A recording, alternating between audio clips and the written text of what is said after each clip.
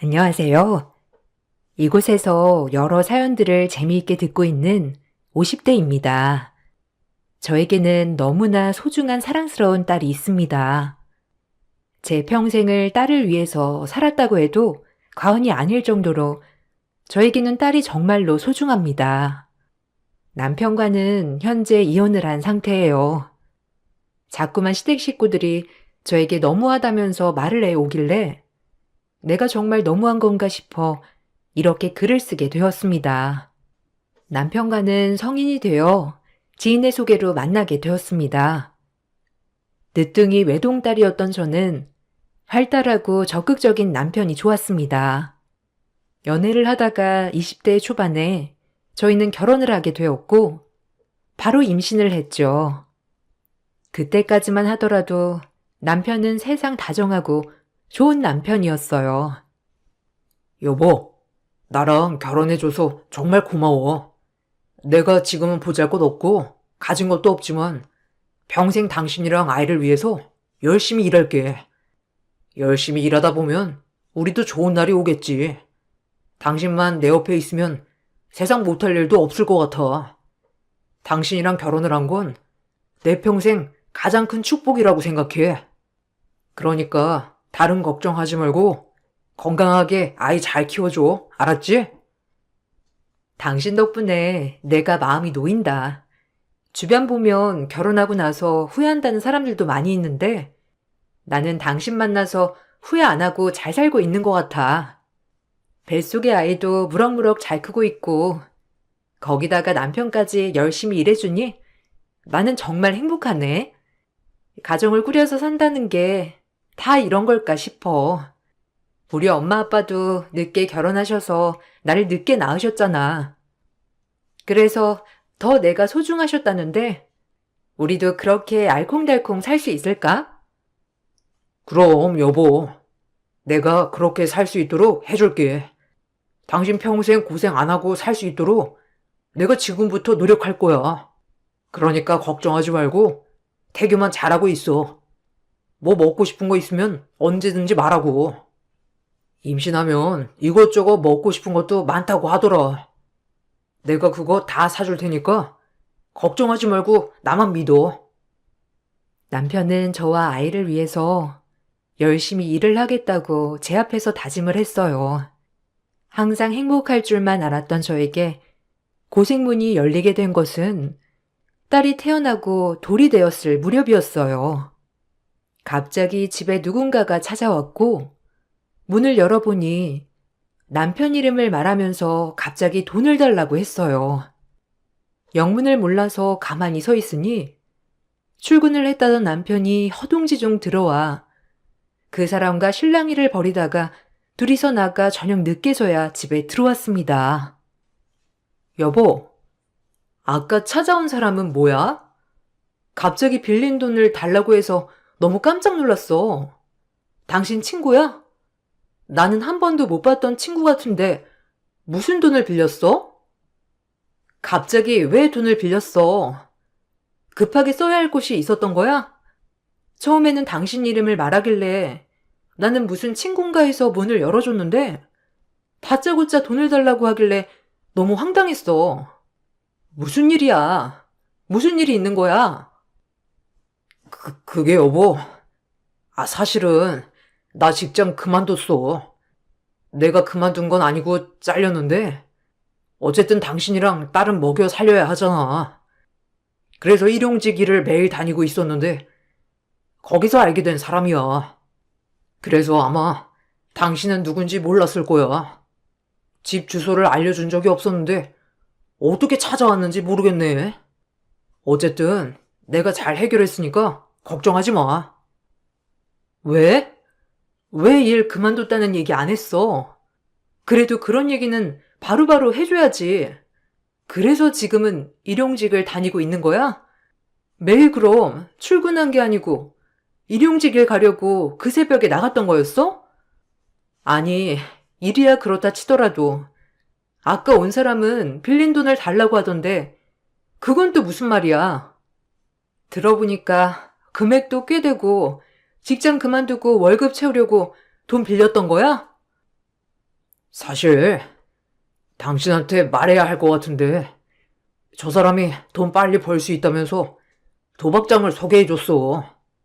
처음에는 한 번 할 때마다 돈도 많이 따서 괜찮을 줄 알았는데 나중에 정신 차려보니까 내가 거기 빠져 있더라고. 저 사람한테 돈을 빌려서 하게 되었는데 결국 갚지 못했어. 이래서 갚는다고 했는데 당장 달라고 하길래 그냥 무시하고 있었거든.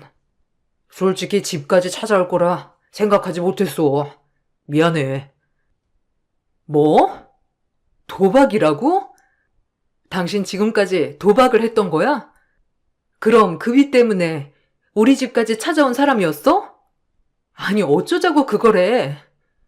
얼마나 빌렸길래 저렇게 집까지 찾아온 건데? 여보, 이건 내가 다 알아서 해결할게. 다시는 그런 거 안 할 테니까 제발 용서해줘.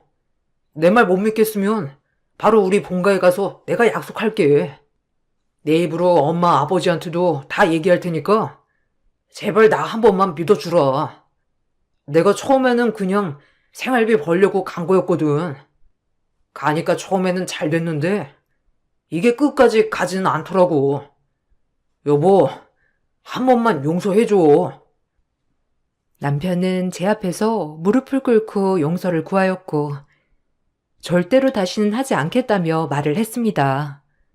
거기다가 제가 못 믿을까봐 바로 다음날 시댁에 가서 자신이 어떤 일을 했는지도 다 얘기를 했죠. 시댁 역시 남편의 일로 뒤집어졌고 난리가 났었습니다.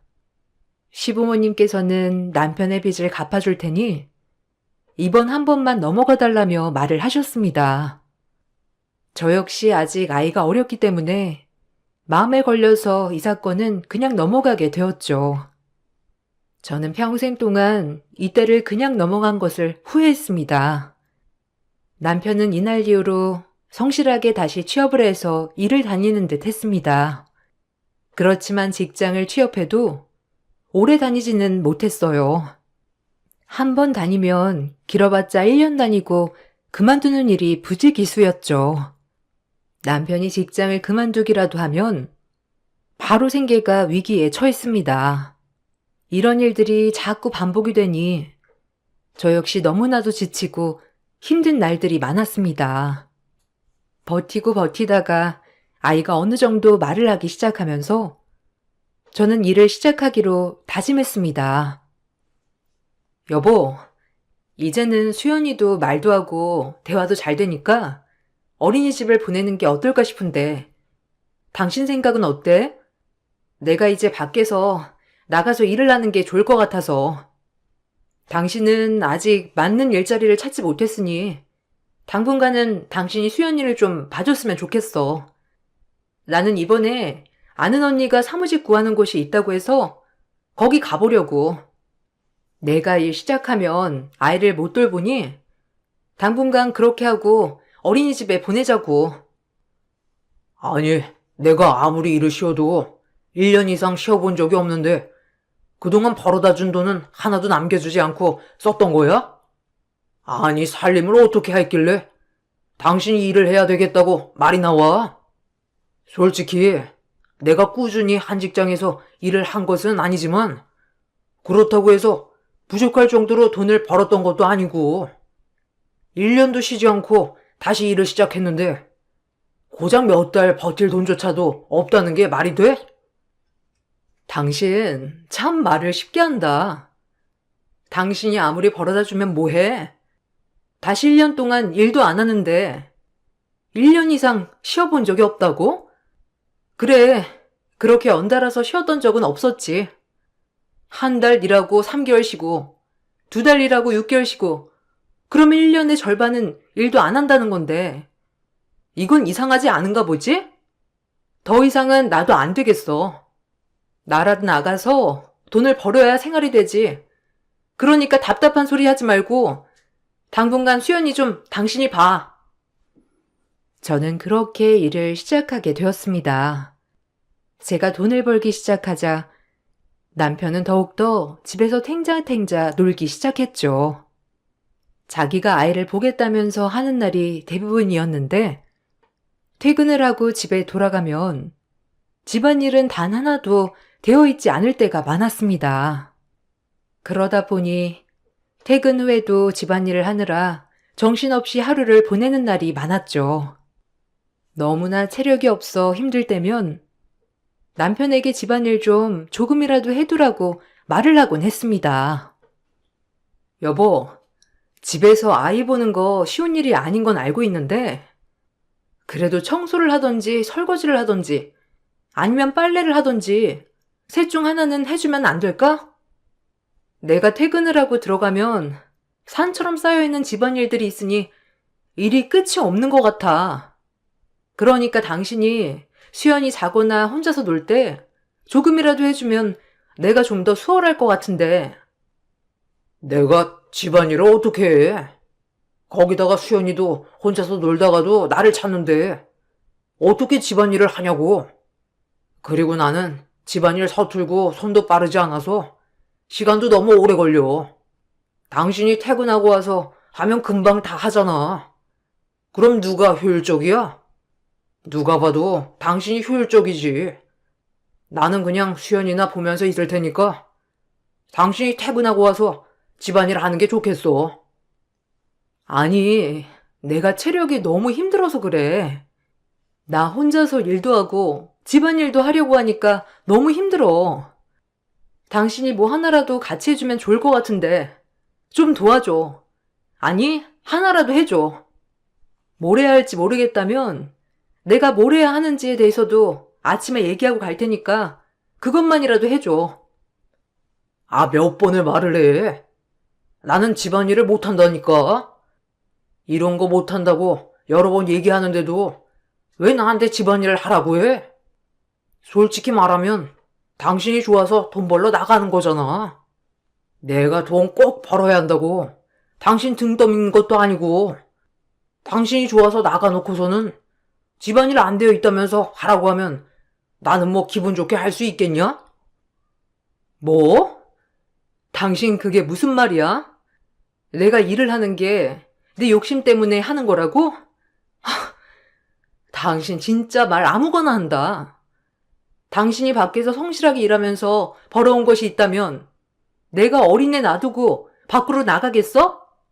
왜 지금 상황이 나로 인해 만들어진 거라고 말을 하는 거야? 당신은 나한테 미안한 마음조차 없는 거야?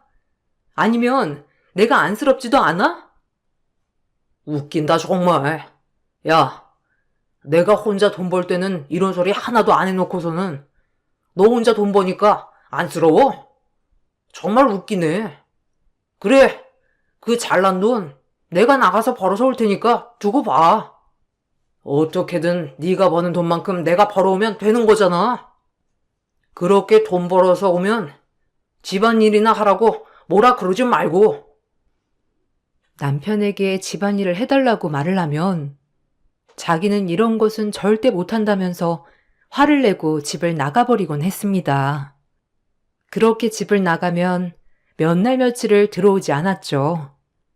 며칠 후에 집으로 올 때는 남편은 손 가득 두둑히 현금을 들고 들어오곤 했습니다. 처음에는 며칠 동안 어디서 일을 해왔는가 보다 생각을 했었는데 이런 일들이 반복되면서 그것이 돈놀이로 인한 돈임을 느끼게 되었죠. 더 이상 남편에게 같이 살 수 없다고 얘기를 했지만 남편은 자신이 뭘 잘못했냐며 이혼만은 안 된다고 했죠.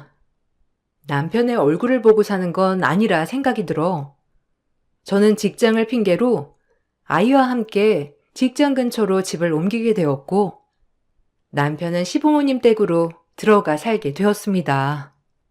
사실상 우리는 별거를 시작했던 것입니다. 그렇게 우리 두 사람은 아이가 고등학교 졸업을 할 때까지 따로 떨어져 살았습니다. 종종 남편과 한 번씩 만나기는 했지만 사이가 전보다 좋아지지도 나빠지지도 않았죠. 그러다 아이가 고등학교 졸업을 앞두고 갑자기 남편이 집으로 찾아와 이제는 합가를 하는 게 좋을 것 같다며 얘기를 해왔습니다. 당신, 이제는 우리 같이 사는 게 어때? 솔직히 떨어져서 지낸 지 10여 년이 지나다 보니 당신도 나도 여기에 익숙해졌을 거라고 생각은 하지만 그래도 우리는 부부잖아. 수연이한테도 더 이상은 못할 짓이라고 생각해. 당신도 일을 하고 있고 나도 일을 하고 있으니 서로 함께하는 시간이 많지는 않겠지만 그래도 남은 생이라도 부부로서 잘 지내고 싶어. 당신 갑자기 왜 그렇게 얘기를 해? 아이가 이제 성인 되어서 힘든 일 없겠다 생각하는 거야? 굳이 그럴 필요 없어. 당신은 당신대로 편하게 살아도 상관없어. 우리도 이렇게 둘이서 지내는 게 편하니까. 갑자기 새 식구가 모여서 산다고 생각을 하니 왜 그렇게 해야 할지 모르겠네. 당신 말대로라면 가장 편안하게 있어야 할 곳이 집인데 우리가 그렇게 부대끼고 살 정도는 아니지 않아? 알아. 당신이 나랑 같이 살고 싶지 않다는 거.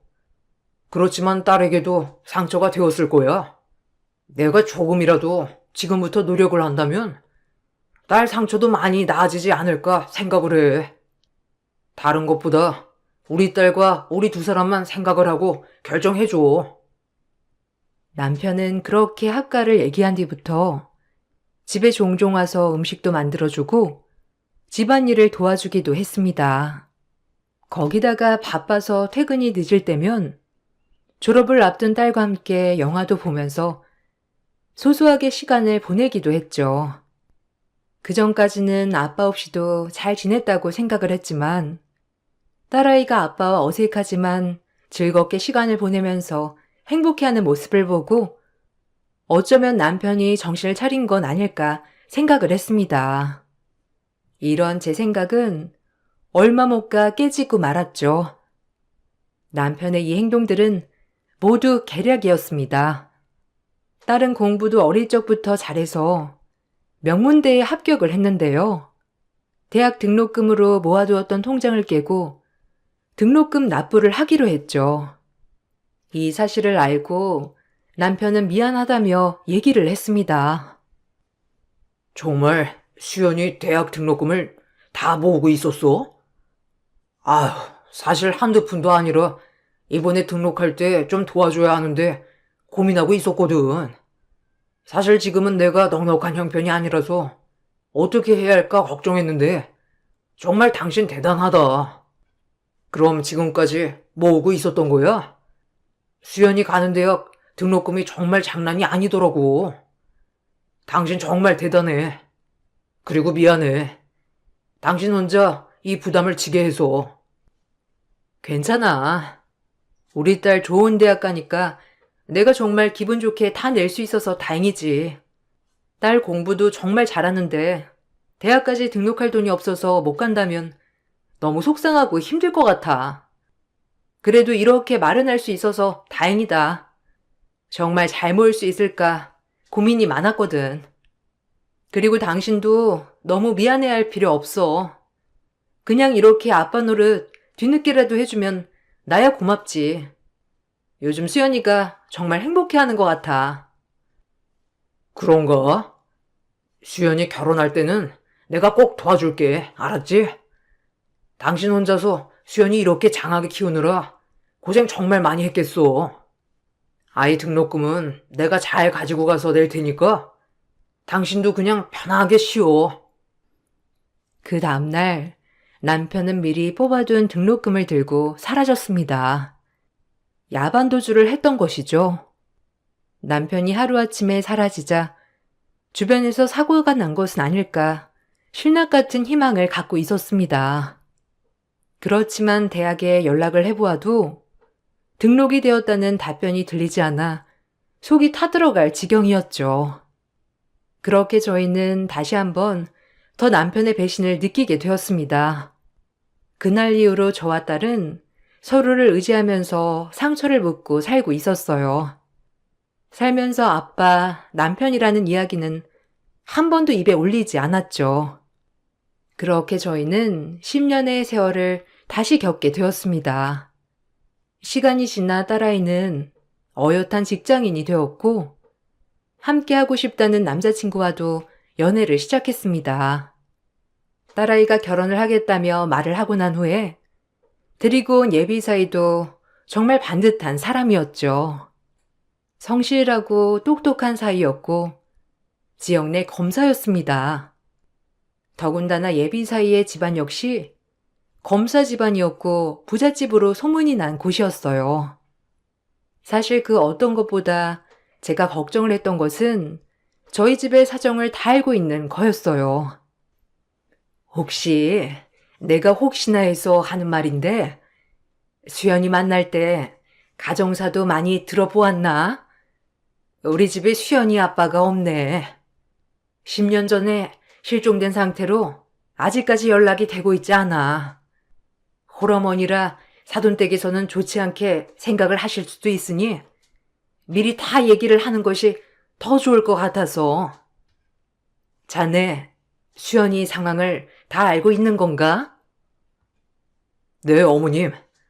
수연 씨랑 연애하기 전부터 정말 많이 이야기를 들었어요. 아버님께서는 실종되셨고, 어머님께서 어릴 적부터 자신을 키워주셨다고 말을 했습니다. 저희 집에서도 이와 같은 사실을 다 알고 있어요. 그러니 너무 걱정하지 않으셔도 됩니다. 저는 오히려 어머님께서 정말 대단하신 분이시라고 생각이 들어요. 부부 둘이서 아이 한 명을 키우는 것도 힘든데 어머님께서는 홀로 키우셨잖아요. 아니야. 수연이가 그만큼 영특하게 잘 커졌지. 사돈댁에서 아신다니 다행이구나. 혹시나 이런 부분들이 결혼을 하는데 영향을 미칠 수도 있겠다 생각을 했었어. 고민이 정말 많았는데 그래도 잘 이해를 해주셨다고 하니 감사하네. 아버님에 대한 이야기도 수연 씨에게 많이 들었습니다. 사실 어머님께 어떻게 말을 꺼내야 할지 저도 많이 고민을 했는데 이 부분도 저는 부모님께 충분히 얘기를 해둔 상태입니다. 저희 어머니 아버지도 그런 건 상관없다고 하셨고요. 그러니까 너무 걱정하지 마시고 수연이 저랑 결혼하게 허락해 주십시오.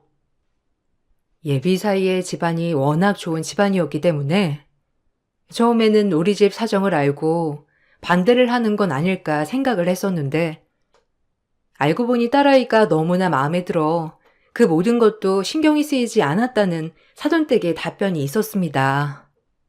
상견례 장소에서도 사돈댁에서는 아무것도 해올 필요 없이 잘 살기만 하는 것만으로도 감사하다고 얘기를 해 주셨죠.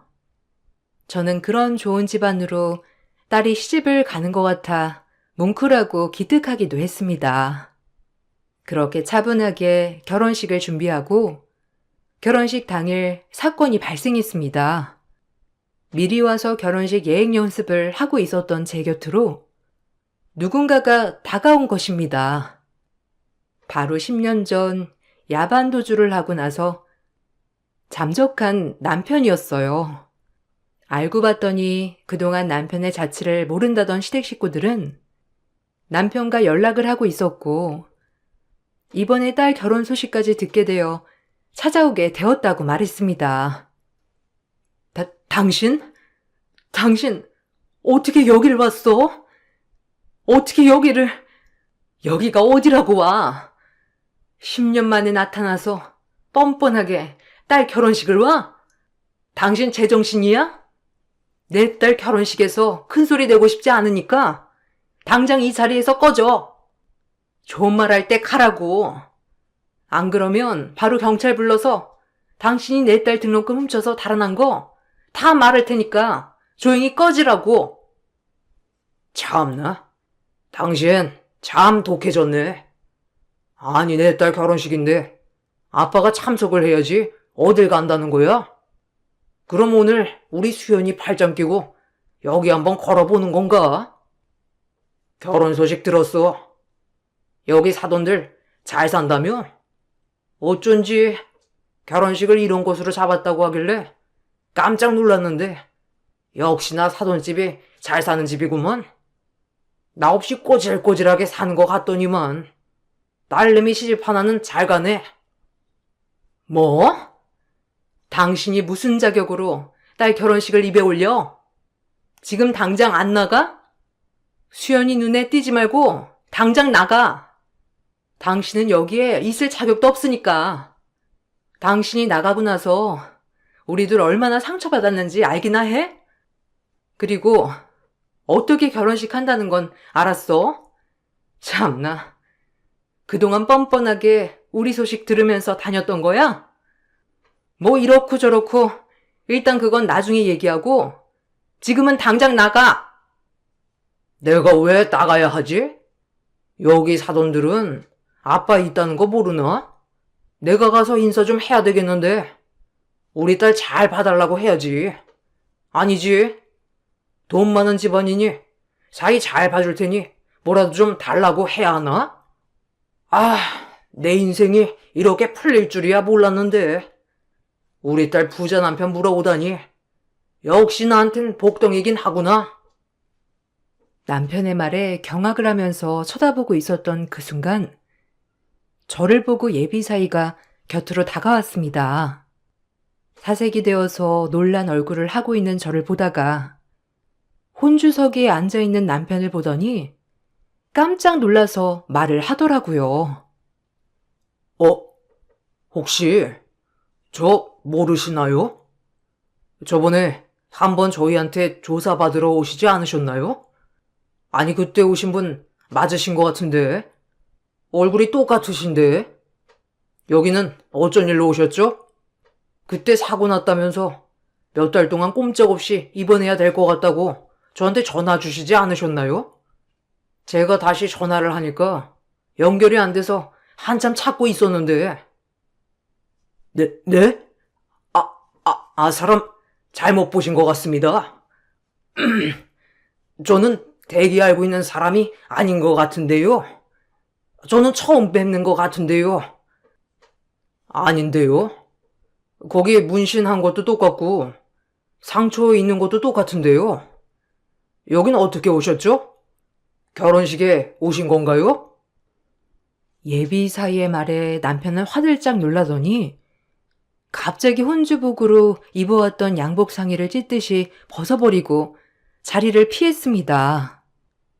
예비사이는 남편을 뒤따라서 갔지만 남편은 소스라치게 놀라면서 도망을 가버렸죠. 잠깐의 이슈라 생각을 했던 일이 지나고 결혼식이 마무리되었습니다. 결혼식이 끝나고 혹시라도 식장에 남편이 남아있나 싶어 둘러봤지만 어딜 봐도 보이지 않더라고요. 그렇게 며칠 후 신혼여행에서 돌아온 딸아이 네애가 집을 찾아왔습니다. 그때 예비사이가 한 이야기는 정말 놀라웠어요. 그래, 신혼여행은 재미있었니? 안 그래도 신혼여행 다녀오고 이것저것 인사 다니느라 힘들었을 텐데 나는 그냥 통화로 얘기해도 될 것을. 어쨌든 결혼해서 이제 진짜 부부가 되었으니까 서로 배려하고 아끼면서 잘 살았으면 좋겠어. 그리고 김서방, 그 결혼식 날에 내 옆에 있었던 남자를 알고 있었던 거야? 뭐 이런저런 이야기를 하던데. 어머님, 혹시 그분이 수연 씨 아버지 되시나요? 안 그래도 저희도 조사하면서 이상하다 싶은 부분들이 있었는데 혹시나 싶어서 찾아보니 수연 씨 아버지가 맞았네요. 이번에 조사하고 있던 사기 사건 피의자셨어요. 조사가 필요해서 몇 번 조사 요청을 했는데 갑자기 사고가 났다고 하면서 몇 달 동안 병원에 꼼짝없이 누워 있어야 한다면서 조사에 응하시지 않으셨거든요. 다시 연락을 드려도 받지도 않으시고 병원도 말씀을 안 해주셔서 찾고 있었는데 딱 거기 나타나셨더라고요. 아이고, 김서방한테 부끄러운 일이었네. 내가 정말 창피하고 부끄러워서 뭐라 할 말이 없네. 그래, 수연이 아빠가 뭐가 사기 사건을 벌인 거야? 아니, 그 사람은 왜 그런 일을 하고 다니는 거야, 정말? 정말 면목 없네. 수연이 아빠는 정말 말 그대로 태어났을 때 호적상 아빠일 뿐이지 정말 연관이 전혀 없어.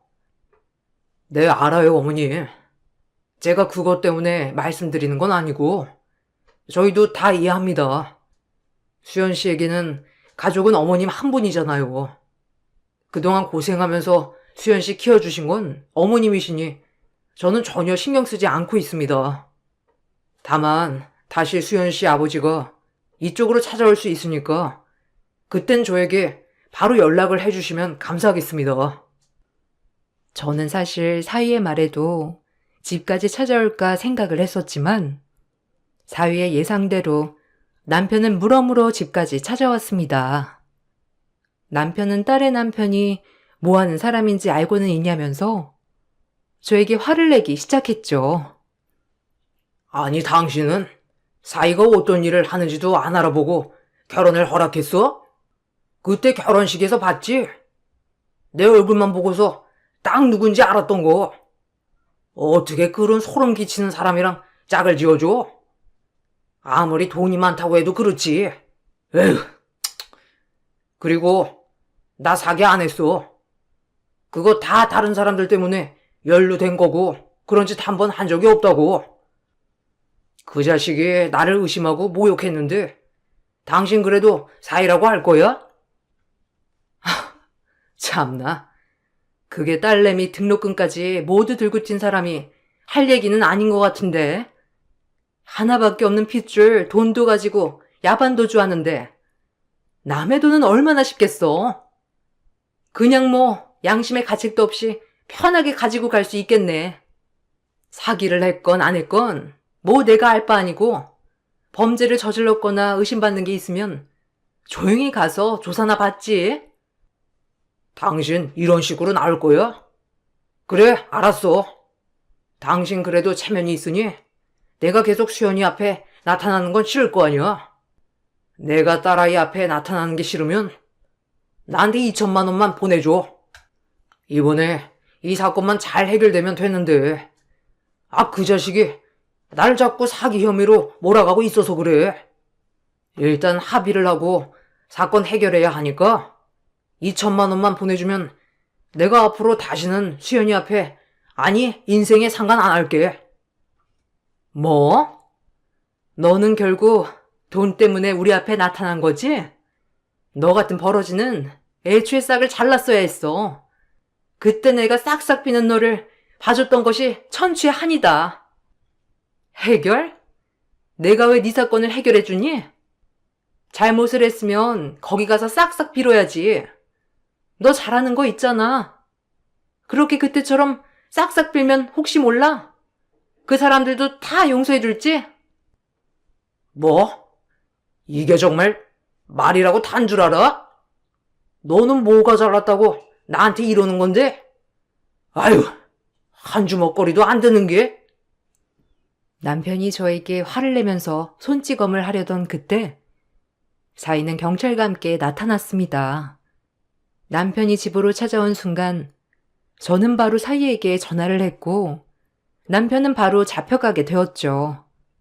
나중에 남편의 상황을 알아보니 남편은 잠적 이후에 다른 사람의 이름을 사용하고 생활하고 있었습니다. 그러다 보니 아무런 생활 흔적을 찾을 수 없었던 것이죠. 시댁 식구들도 모두 저희를 기만하고 한 달에 한 번씩은 서로 연락을 해왔다고 하는데 정말 기가 막히더라고요. 저는 남편을 실종 신고해 놓고서는 그대로 서류 정리도 못하고 살았는데 멀쩡하게 잘 지내고 있는 남편을 알고 있었다고 생각하니 참 어이가 없고 화가 났습니다. 붙잡힌 남편은 사기 행각이 점점 드러나게 되면서 처벌 위기에 처했습니다. 그와 동시에 저 역시 남편의 실종 신고를 해지하고 이혼 청구를 진행하였죠. 어느 날 울린 전화로 남편을 만나러 갔더니 남편은 황당한 제안을 하기도 했습니다. 수연 엄마, 내가 정말 잘못했어. 아직까지 정신도 못 차리고 사실 당신이랑 딸 곁을 떠나면서 성공하면 꼭 돌아와야지 모든 걸 갚아주겠노라 다짐을 했는데 생각보다 성공하는 게 쉽지 않더라고. 그래서 염치가 없어서 다시 돌아가지 못했어. 이번에도 잘 살아보려고 한 거였는데 내 뜻대로 되지 않았던 거야. 이번에 한 번만 도와주면 안 될까? 합의금만 주면 처벌은 낮출 수 있다고 하는데 부탁할게. 합의금? 내가 왜 당신 합의금을 해결해줘야 하는데? 내 위자료도 받지 못할 판국인데.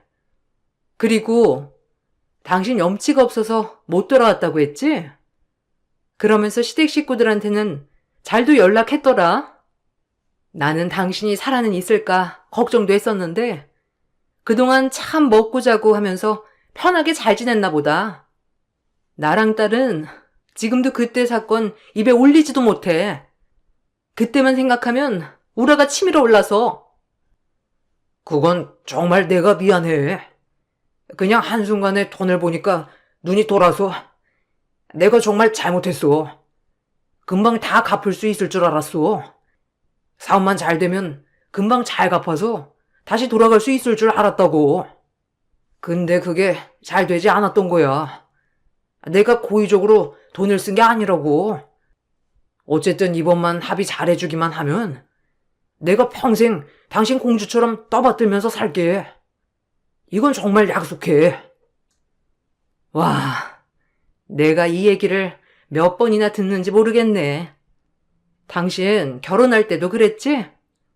결혼하고 나랑 아이 위해서 평생을 바치겠다고. 거기다가 처음 돈놀이 하는 거 걸렸을 때도 무슨 말 했는지 기억해? 다시는 그런 거 하지 않겠다며 나한테 무릎 꿇고 싹싹 빌었어. 그래 놓고서는 당신은 하나 변한 게 없었는데 내가 당신을 뭘 믿어야 하지? 그리고 내가 공주가 되려면 당신은 왕자여야 되잖아. 근데 당신은 길거리 거지만도 못한 사람인데 어떻게 내가 공주가 돼? 난 당신 내 옆에도 두고 싶지 않아. 그러니까 제발 내 인생에서 좀 꺼져줘. 처음 돈놀이하다 걸린 날처럼 남편을 울며불며 매달리며 부탁했지만 저는 그 부탁을 들어주지 않았습니다. 남편에게는 이혼을 청구했습니다. 그동안 생활비는커녕 양육비도 주지 않았던 남편에게 지금까지의 모든 사실들을 밝힌 후 이혼을 청구하였죠.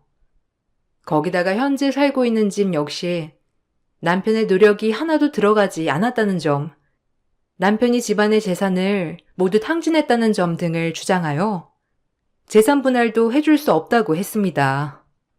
남편의 잘못이 그만큼 컸던 것인지 남편은 저에게 위자료 2천만 원을 지급해야 했고 재산 분할 없이 이혼을 하는 것으로 결론이 내려지게 되었습니다. 길고 길었던 결혼 생활도 남편과의 서류도 모두 정리가 된 후에야 저는 비로소 저를 옥죄고 있었던 족쇄에서 풀려나는 듯한 기분을 느끼게 되었죠.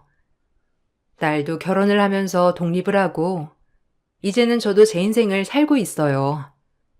간혹 들려오는 소리로 시댁 식구들이 저에게 너무하다면서 얘기를 한다더라고요. 정말 제가 너무한 건지 아니면 저쪽 사람들이 뻔뻔한 건지 모르겠네요. 내 인생의 암흑기 같았던 시기를 이제는 다 빠져나온 것 같습니다. 앞으로 행복한 일들만 있겠죠. 저희 긴 사연을 들어주셔서 감사합니다. 여러분들의 앞날에도 밝은 빛만 가득하시길 바랄게요. 안녕하세요. 이곳에서 다양한 사연들을 듣고 있는데요. 저도 한 가지 고민이 있어서 많은 분들의 의견을 들어보고자 이렇게 사연을 써보았어요. 저는 결혼 3년 차 30대 직장인입니다. 제가 하고 있는 고민은 바로 사이가 좋지 않은 시어머니와 이대로 지내야 하는가인데요. 남편과는 사이가 나쁘지 않고 잘 지내고 있지만 시어머니와는 사이가 좋지 않아서 현재는 만나지 않고 있는 상황입니다. 시어머니가 다시 잘 지내자고 연락이 왔는데 다시 잘 지내야 할지 고민을 하고 있어요. 시어머니는 결혼을 하기 전부터 저를 탐탁치 않아 했습니다. 자신들과 급이 맞지 않고 제가 남편보다 2살이나 나이가 많다는 이유 때문이었죠. 그렇다고 해서 저희 집이 가난한 것도 아니었고 제가 가족을 부양해야 하는 상황도 아니었습니다.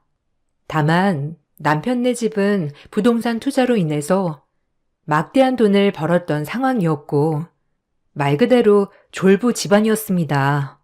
남편에게 들어보니 이렇게 돈이 많아진 것도 오래되진 않았다고 하더라고요. 엄마가 갑자기 왜 저러시는지 모르겠어. 우리가 예전부터 잘 살았던 집안도 아닌데 말이야. 아빠가 몇 년 전에 사고로 돌아가시면서 사고 보상금이랑 보험금을 받게 되었거든. 그걸로 부동산 투자를 했는데 그게 개발로 값이 엄청 올라버렸어. 그걸 몇 배로 팔아서 또 투자를 하고 부동산도 엄청 사들이면서 이렇게 된 건데 엄마는 왜 자꾸 우리 집안 급을 언급하는지 모르겠어. 그렇구나. 혹시 우리 집이 엄마만 계셔서 그런 걸까? 엄마도 일을 안 하시고 계시니까 혹시나 내가 우리 집 생계를 책임져야 하는 거 아닌가 싶으셔서 그런 거 아닐까? 아니야. 그건 엄마한테 이미 말을 했거든. 장모님 생계에 문제 없다고 여러 번 얘기했는데도 참 저렇게 반대를 하니 할 말이 없네. 저희 집 역시 아빠가 고등학교 때 돌아가시게 되면서 평범한 집안이었습니다. 아빠가 돌아가시기 전에는 동네에서도 잘 산다고 소문이 났던 집이었는데 아빠가 돌아가시게 되면서 사업을 정리하게 되면서 평범한 집안이 되었죠. 그렇지만 그 후에도 엄마가 평생 일하지 않고서도 먹고 살 만큼의 재산이 있었기 때문에 엄마는 따로 일을 구하시진 않으셨고 가정주부로서 저희를 키우셨어요. 현재도 엄마는 절약하시면서 남아있는 재산으로 생활을 하고 계셨습니다. 그런 상황을 자세히 몰라서 그러셨던 건지 시어머님께서는 결코 이런 집안과 결혼을 시킬 수 없다면서 엄청난 반대를 하셨죠. 그럼에도 남편은 저와 결혼을 하지 않을 거면 엄마와도 연을 끊겠다고 했고 시어머니께서는 그 얘기를 듣고서 저에게 연락을 해 오시기도 했습니다. 너, 내 아들한테 무슨 얘기를 했길래 연을 끊겠다고 나섰니? 내가 그런다고 눈 하나 깜짝할 줄 알아? 연을 끊다니요? 그게 무슨 소리인지 모르겠습니다만 제가 얘기를 했던 건 아니에요, 어머님. 어머님은 무슨 얼어 죽을 어머님이야? 너, 내 아들한테 이상한 얘기해서 깨어날 거면 지금 당장 그만둬. 내가 너 가만 안 둘 거야. 일단 진정하시고 제 상황도 한번 들어보세요. 상황? 무슨 상황? 호르몬이에 직업도 없으시고 거기다가 너는 일반 사무직 아니니? 그 월급으로 엄마까지 부양하기는 어렵다 생각이 들어서 대기업 다니는 우리 아들 깨어낸 거잖아. 우리 아들 월급으로 네 엄마 부양하려고 한 거니? 예, 꿈도 크다. 너네 집안이랑 우리 집안이 어울린다고 생각하냐? 정신 차리고 너네 엄마 만나서 단판 내기 전에 네가 정리해라. 시어머님의 말에 저도 결혼에 대해서 엄청나게 고민을 많이 했습니다. 아무리 나를 미워한다고 해도 집안까지 들먹이며 얘기를 하는 건 아니라 생각이 들었죠. 그래서 남편에게 결혼을 할 수 없다고도 말을 했어요. 그랬더니 남편은 자신만 믿고 결혼을 하자고 했죠. 남편은 말 그대로 저희 집으로 들어와 살기 시작했습니다. 시모와 연을 끊고 집을 나왔다면서 저희 집에서 처가살이 하겠다고 찾아왔던 거죠. 그렇게 몇 개월이 지나고 시모는 백기를 들었습니다. 내가 미안하다. 종훈이가 너랑 꼭 결혼을 하겠다고 하니 내가 어떻게 하겠니? 어머님, 혹시나 저희 엄마 생계 때문에 고민하셨던 거라면 걱정하지 않으셔도 돼요. 종훈이한테는 다시 들었다. 어쨌든 이렇게 된 거 잘 지내보자꾸나. 네, 어머님. 걱정하지 않도록 저도 잘할게요. 종훈 씨랑도 잘 살게요. 그렇게 우여곡절 끝에 결혼을 하게 되었어요. 결혼을 하고 나서는 사실 시어머니와의 사이는 좋은 편은 아니었습니다. 명절이나 축일 같은 날엔 같이 만나 식사를 하는 정도로 지내고 있었어요. 시어머니도 저에게 따로 연락을 해 오지는 않았고 남편에게는 종종 연락을 하는 듯 했습니다. 저 역시 시어머니에게 전화를 하진 않았고 남편 역시 이렇게 거리를 두고 생활하는 것이 좋을 것 같다며 얘기를 했었죠. 겉으로 보기에는 그럭저럭 잘 지내는 고부 사이로 보일 수도 있었지만 사실상 친밀하게 잘 지내는 사이는 아니었어요. 그렇게 1년여의 시간이 지나고 나서부터 시어머니의 본성은 다시 드러나기 시작했습니다. 어느 날 갑자기 남편 빼고 저만 부르는 일이 많아졌어요. 예, 이번 주말에 뭐하니? 종훈이한테 물어보니까 잔업 있어서 출근해야 한다고 하고 너는 뭐 할 거니? 아, 주말에는 별일 없어요, 어머님. 왜 그러세요? 시간 있으면 집에 좀 오거라. 이것저것 챙겨줄 거 있으니까 와서 챙기고 가. 갑자기요? 종훈 씨 끝나고 가면 너무 늦어서 안 될 것 같은데 다음에 갈까요? 아니다. 물건 뭐 챙겨서 가기만 하는 거니까 그냥 너만 와도 될 것 같다. 그럼 올 때 연락하거라. 시어머니는 갑자기 주말에 집으로 오라고 연락을 해 오시기도 했습니다. 평소에 연락이 오지 않으셨던 분이셨기 때문에 의아하면서 찾아갔지만 시댁에 가고 나서는 깜짝 놀랄 수밖에 없었죠. 어머님, 이게 다 뭐예요? 웬 이불들이 다 나와 있어요? 아, 이거 내가 혼자서 빨래하려고 하니까 좀 힘들어가지고 너도 온다고 하고 같이 하면 금방 끝나잖아. 이게 다 세탁기로 안 되고 손빨래하는 이불들이라 조심해서 다뤄야 된다. 네? 갑자기 이불 빨래요? 어머님, 이거 제가 못해요. 그냥 업체에 맡기면 금방 될 텐데. 언제 다 가지고 가서 맡기니? 그냥 너랑 내가 후딱 하면 될걸. 얼른 움직이자. 어머님, 저 곧 있으면 가봐야 돼요. 급하게 전해주실 거 있는 줄 알았어요. 이불 빨래는 필요하시면 제가 가면서 업체에 맡길게요. 시어머님은 갑자기 이불 빨래를 해야 한다면서 사계절 이불들을 모두 빼놓아서 기다리고 있었어요. 그런 상황에 당황스럽기도 하고 이걸 시키려고 불렀구나 싶어서 화가 나기도 했죠. 그래서 저는 약속이 있다면서 빠져나온 후 남편에게 전화를 했습니다. 남편은 바로 시어머님에게 전화를 했는지 시어머님은 바로 저에게 연락을 해 오셨습니다. 아니, 얘, 너는 그새 또 일로 바쳤니? 이런 집안일 하면서 친해지는 거지? 그거 가지고 남편한테 쪼르르. 아이고 참, 남편 없는 사람 서러워서 살겠니? 어머님, 뭐 가지고 가라고 얘기를 하셨잖아요. 저도 약속이 있는데 뭐 가지고 가라고 해서 시간 내서 간 건데 갑자기 그렇게 일을 시키시면 너무 당황스럽죠. 다음에 무슨 일 있으시면 미리 말씀을 해주세요. 원래 여자들은 집안일 같이 하면서 친해지는 거야. 뭘 모르니까 다 싫다고 하지. 내가 일부러 너 오라고 했겠니? 겸사겸사 청소도 같이 하면서 친해지자고 부른 거지. 친해지려고 이불 빨래 시키는 것이었으면 동네 빨래방 세탁기랑은 절친되겠어요. 다음에는 이런 거 그냥 빨래방 맡겨달라고 말하세요. 그날 이후로도 시어머님은 포기하지 않고 남편만 빼고 저를 불렀죠. 한 번은 시어머님이 불러서 가보니 시어머님의 여동생, 시이모님이 집에 계시더라고요.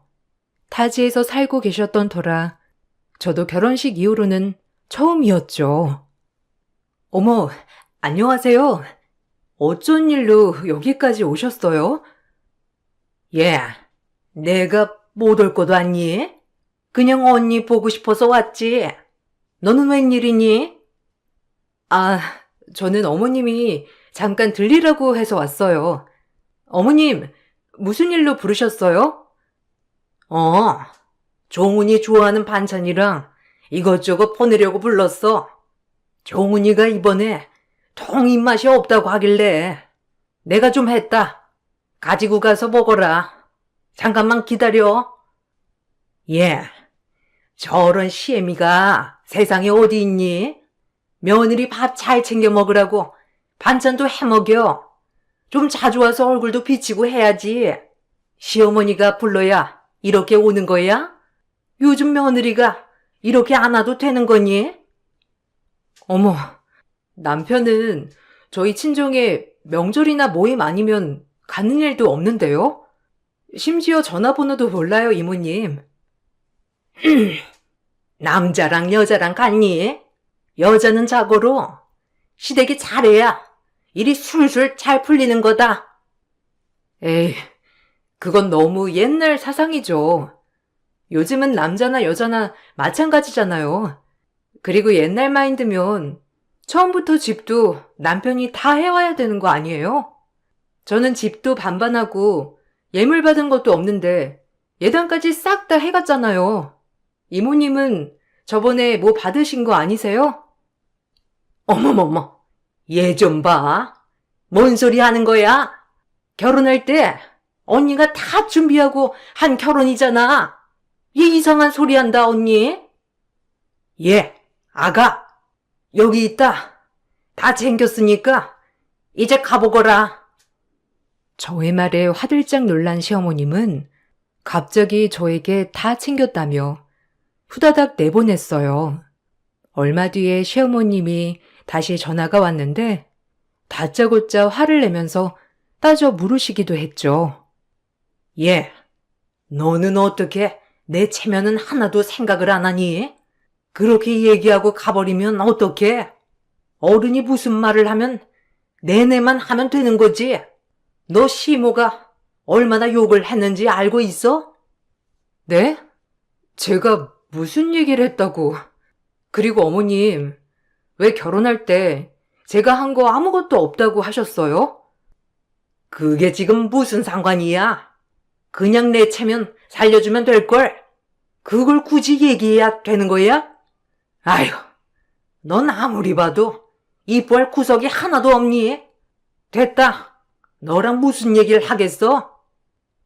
시어머님은 마치 제가 잘못한 것처럼 얘기를 하셨어요.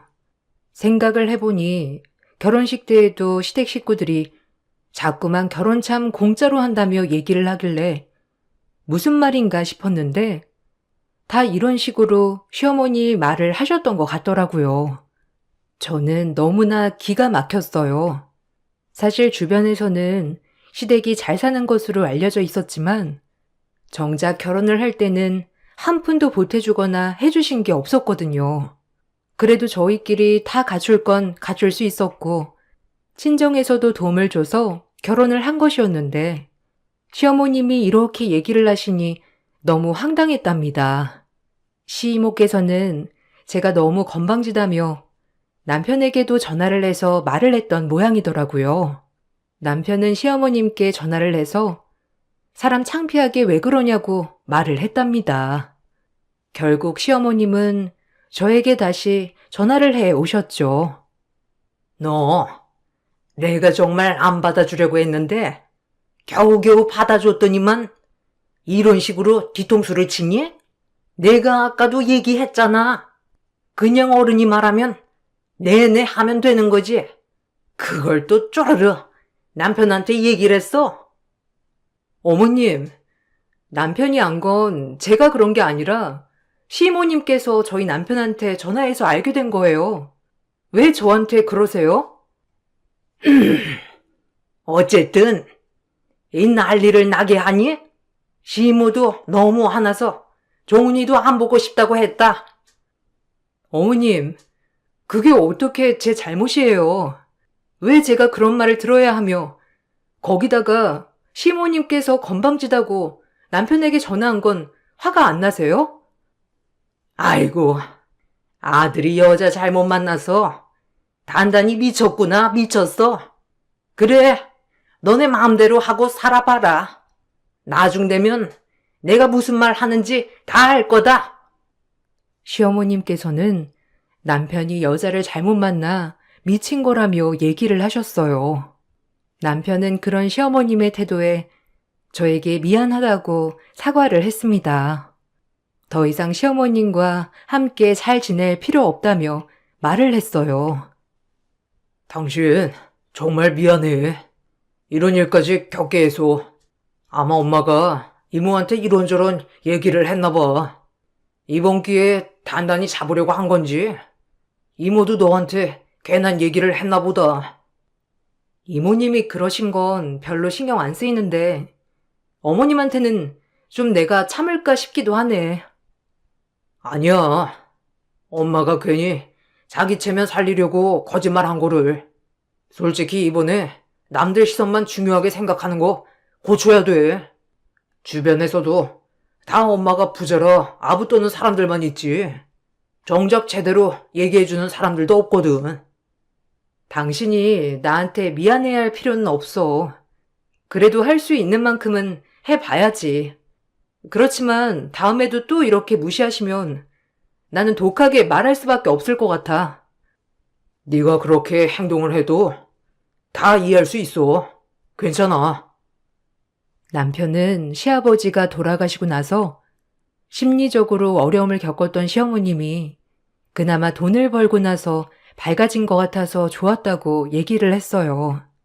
그런데 점점 그 도가 지나치더니 돈이 전부라고 생각을 하기 시작했다고 하더라고요. 그런 시어머님이 한편으로는 안타깝다는 생각도 했죠. 어떤 일이든지 마음에 들어하지 않는 시어머님의 태도에 저도 힘이 들었지만 그렇다고 해서 이런 식으로 나쁘게 지내고 싶은 생각은 없었어요. 고민을 하고 있었는데 시어머님께서 먼저 저에게 만나자고 하셨죠. 예, 내가 생각을 해보니까 좀 너무한 것 같아서 미안하다. 아니에요, 어머님. 저도 날 서서 얘기를 했는걸요. 저도 죄송해요. 이번에 내가 상품권을 좀 받은 게 있는데 너랑 같이 쇼핑하면서 맛있는 것도 먹으면 좋겠다 싶어서. 언제 쉬니? 괜찮으면 같이 갈래? 좋아요, 어머님. 주말은 너무 번잡할 테니 평일에 연차 써서 찾아뵐게요. 저는 시어머님께서 먼저 손을 내밀어 주셔서 다시 한번 잘 지내보자 생각을 하게 되었습니다. 자존심도 강하셨던 시어머님께서 먼저 만나자고 한 건 큰 용기라고 생각을 했기 때문이었어요. 그렇게 저는 시어머님과 약속을 잡고 찾아뵙게 되었습니다. 시어머님 댁에 찾아가니 어머님께서 잠시 옷을 입고 오겠다며 기다리라고 하셨습니다. 아가, 나 아직 다 못 챙겨서 잠시 기다리고 있을래? 아, 저번에 받은 상품권이 안방에 있는데 그거 좀 챙겨다오. 네, 어머님. 상품권 어디에서 찾아야 돼요? 안방 드레스룸에 있어요? 그래. 드레스룸 거울 앞쪽에 보면 있을 거다. 잘 챙겨야 돼. 100만 원권으로 몇 장 있으니까. 시어머님께서는 챙기고 있을 테니 안방에서 상품권을 찾아주라고 하셨고 화장대에 가보니 상품권 봉투가 있었어요. 저는 그냥 그대로 가지고 나와 시어머님에게 드렸습니다. 백화점에 도착을 하고 나서 시어머님께서는 제 옷도 사주시고 본인 옷도 사면서 같이 쇼핑을 했어요. 아직 마음이 편한 것은 아니었지만 저도 적극적으로 시어머님의 쇼핑을 도와드렸죠. 그러다가 시어머님께서 예약을 한 가방이 있다면서 저를 데려가셨어요. 내가 전에 예약을 했던 가방이 있는데 오늘 나온다고 해서 그동안 모아두었던 상품권 다 가지고 온 거야. 이번에 쓰려고. 아, 그러시구나. 상품권을 몇백만 원씩 모아두셨어요? 주변에서도 선물로 주기도 하고 내가 사둔 것도 있고 안 쓰고 놔뒀다가 이렇게 하나씩 살 때 쓰는 거지. 보자. 아니, 왜 상품권이 하나가 비는 거지? 네? 어머님, 잘 찾아보세요. 상품권 부족하세요? 이상하다. 오늘 아침까지 다 세고 나왔는데 100만 원짜리 하나가 비네. 그럴 리가요. 계속 상품권은 제 가방에 그냥 담아두셨잖아요. 잘 세어보세요. 아니면 어머님이 잘못 세신 거 아니에요? 얘는 무슨? 내가 뭐 잘못 셀 일이 뭐가 있니? 부족하시면 그냥 다른 걸로 결제하세요. 상품권 개수를 잘못 알고 계셨을 수도 있고 다른 곳에 놔두신 거일 수도 있으니까.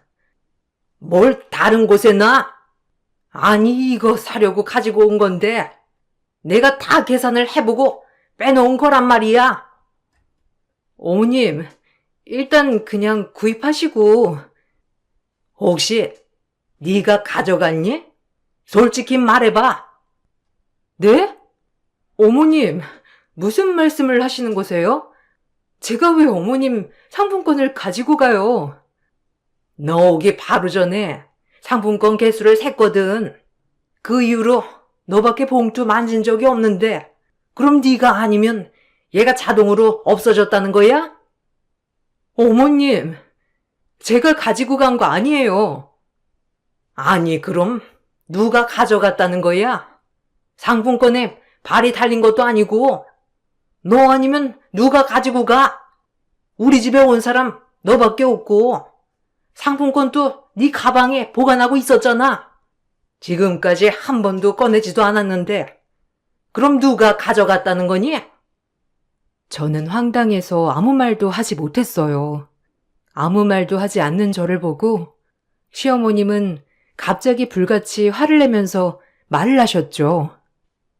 이래서 내가 교양 없는 애들이랑 엮이면 안 된다고 했는데 너 아무리 궁해도 그렇지 어떻게 시어머니 돈에 손을 대? 어머님, 아니라니까요.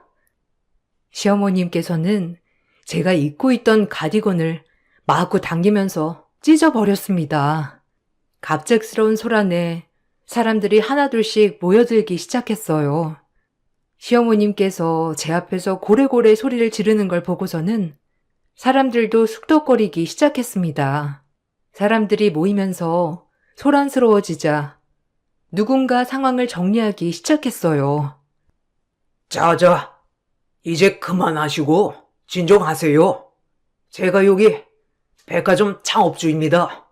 이렇게 소란 피우시면 안 되니까 일단 진정하시고 얘기해 보시죠. 아, 여기 백화점 사장님이세요? 아니, 이건 저희 개인적인 가정사이니 상관하지 마세요. 들어보니 상품권이 없어지신 모양인데 일단 진정하고 CCTV나 영수증도 한번 확인을 해보시죠. 아유, 그럴 필요 없다니까요. 얘가 돈이 궁해서 제 돈에 손댄 거예요.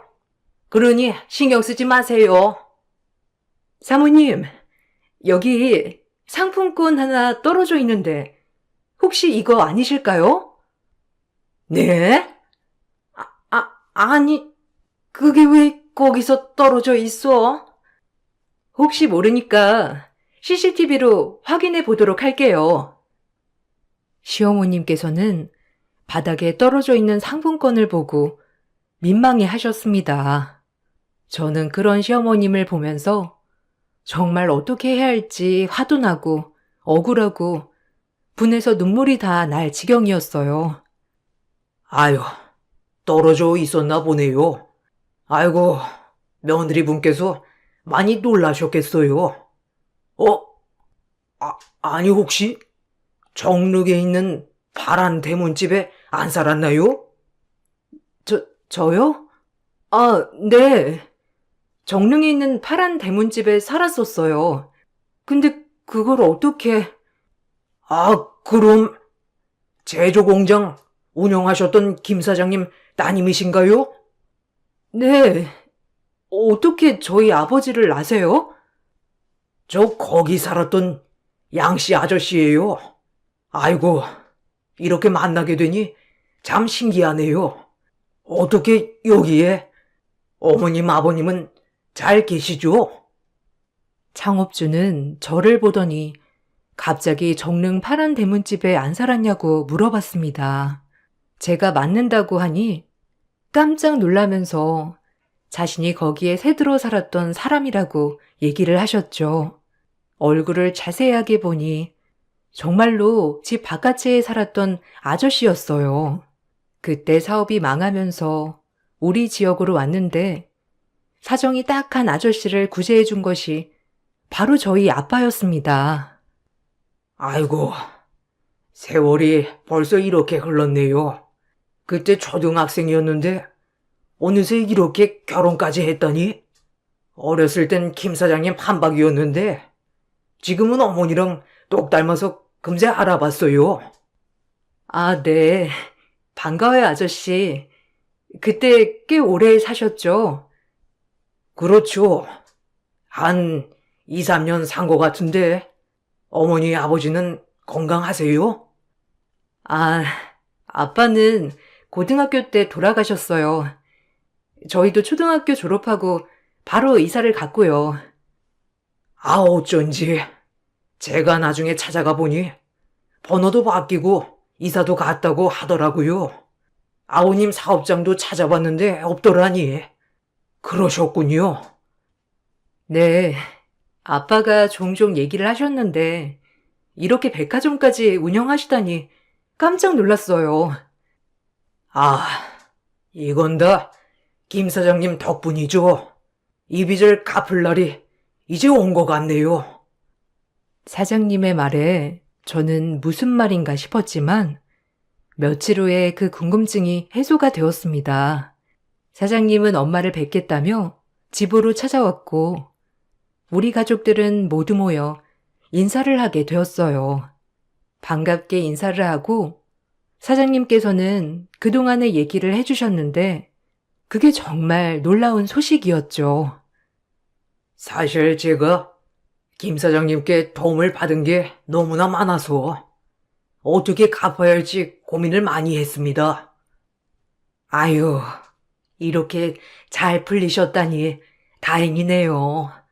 저희 애들 아빠도 살아있었으면 너무 기뻐했을 거예요. 사모님, 사장님께서 혹시 말씀을 안 하셨나요? 네? 아, 어떤 걸요? 저한테 사장님 관련해서 말해준 건 없었던 것 같은데. 역시 사장님은 정말 대단하신 분이시네요.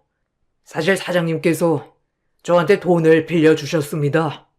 그때 당시 정말 큰 돈인데 조건 없이 바로 빌려주셨어요. 네? 돈을요? 그런 말은 없었는데. 그리고 그런 거라면 별로 신경 안 쓰셔도 돼요. 애들 아빠도 큰 돈도 아니고 그러니 받을 생각 없었을 거예요. 아닙니다. 그때 당시에도 큰 돈이었는데요.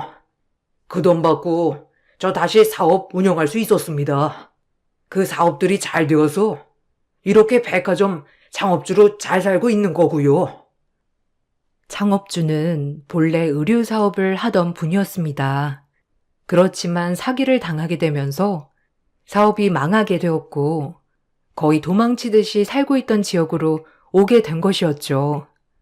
집도 없이 떠돌이 생활을 전전하다 가족들이 다 뿔뿔이 흩어져서 살고 있다는 사실을 알게 된 아빠가 집 남는 곳으로 이사를 오라며 얘기를 했던 것이었어요. 정말 적은 돈으로 집을 빌려주었고 가족들이 한 곳에서 살 수 있도록 해주셨다고 하는데요. 거기다가 일자리도 소개를 해주어서 나중에 이사를 갈 때쯤에는 어느 정도 돈을 모을 수 있었다고 하셨어요. 거기에 아빠는 그분께 사업자금을 빌려주시기도 한 거였죠. 그 돈이 1년치 월급 정도라 사업을 하기에는 보탬이 많이 되었다고 하셨어요. 김 사장님께서는 빌려준 돈에 대해서 그냥 주겠다고 하셨지만 저는 김 사장님께 받았던 것이 너무 많아서요. 제가 졸라서 자격증을 이렇게 썼습니다. 어머, 남편 글씨랑 도장이 많네요. 이런 게 있을 거라 생각도 못했어요.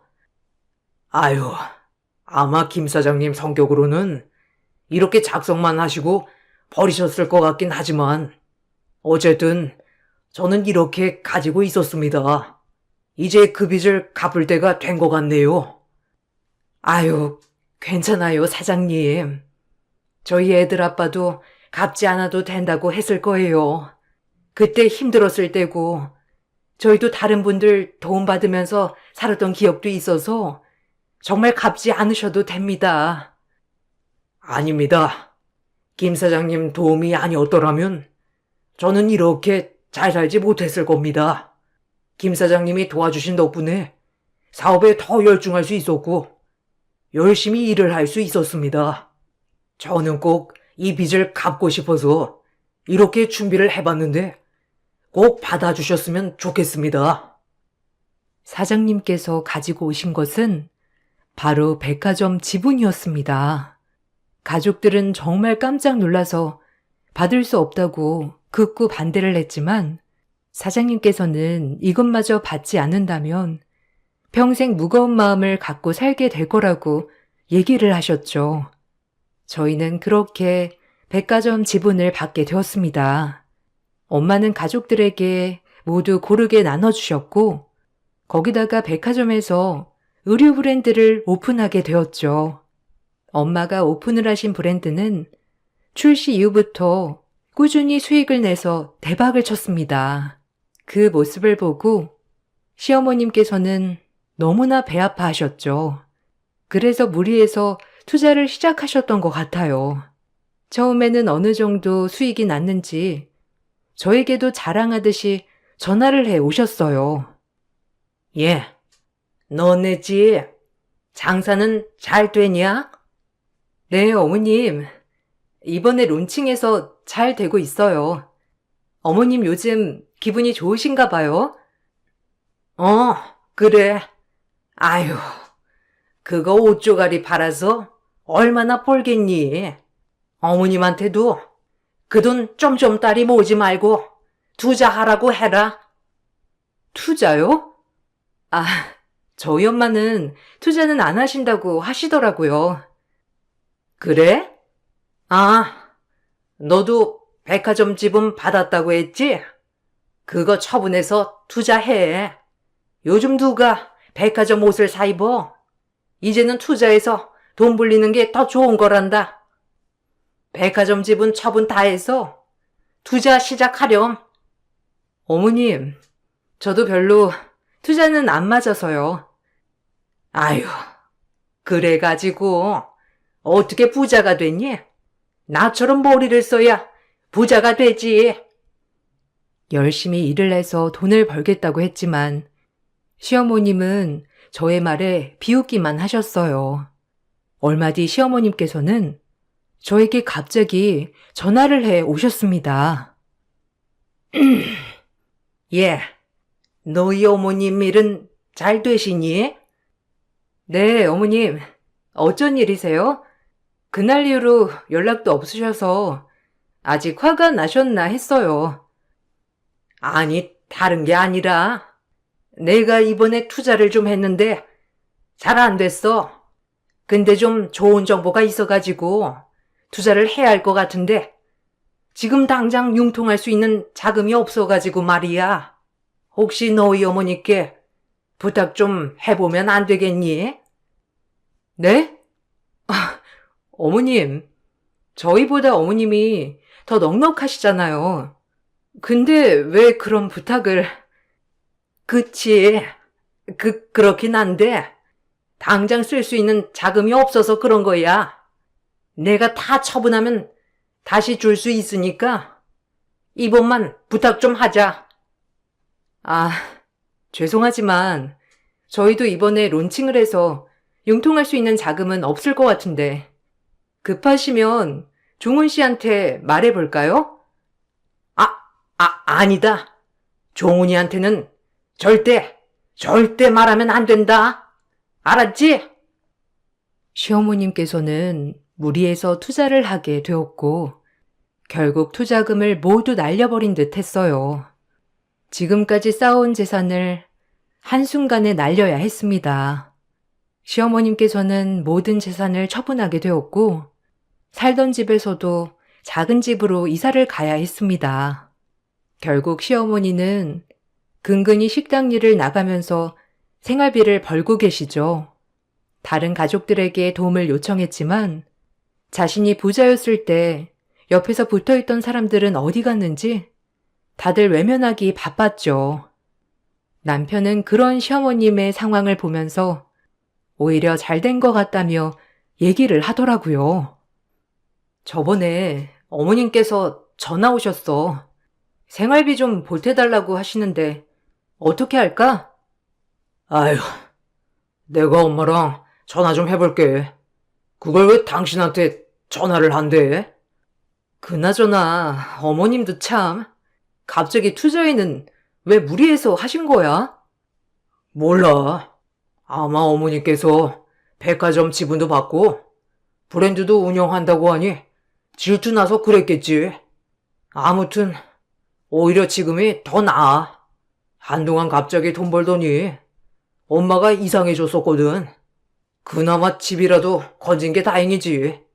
차라리 이렇게 하면서 엄마가 좀 정신 차려야 할 것 같아. 그러니까 당신도 엄마 전화와도 반응하지 말고 연락도 하지 마. 시어머님께서는 종종 저에게 연락이 왔지만 아직까지는 받지 않고 있습니다. 그때 당시 저를 경멸하면서 의심을 했던 시어머님의 눈이 아직도 생생하게 기억이 나거든요. 그렇지만 언제까지 이렇게 시어머님과 냉전 상태로 지내야 하는지도 고민이 되고 있네요. 지금처럼 지내는 것도 나쁘지 않다는 말을 하는 남편이 맞는 걸까요? 요즘 따라 돌아가신 아빠가 정말 많이 생각이 난답니다. 평생 열심히 일하신 덕분에 엄마가 걱정 없이 생활할 수 있는 거지만 거기다가 아빠가 하신 선행 때문에 이렇게 더 넉넉하게 살게 되었으니까요. 저도 아빠처럼 다른 사람들에게 선행을 베풀 수 있는 사람이 되어야 되겠다 생각하고 있어요. 벌써 저희 남편은 아빠를 인생 멘토로 삼았네요. 저의 긴 이야기 들어주셔서 정말 감사합니다. 여러분들께도 축복이 가득하시길 바랄게요. 안녕하세요. 저는 신청사연 라디오 채널의 열혈 구독자입니다. 경기도에 거주하고 있고 40대 중반이죠. 제 이야기가 재밌을지 모르겠지만 저도 제가 겪었던 사연을 한번 써보려 합니다. 어려서 친정 아버지가 일찍 돌아가시고 저희 엄마가 한평생 저와 제 동생을 뒷바라지하며 키우셨어요. 고생이란 고생은 다 하셨죠.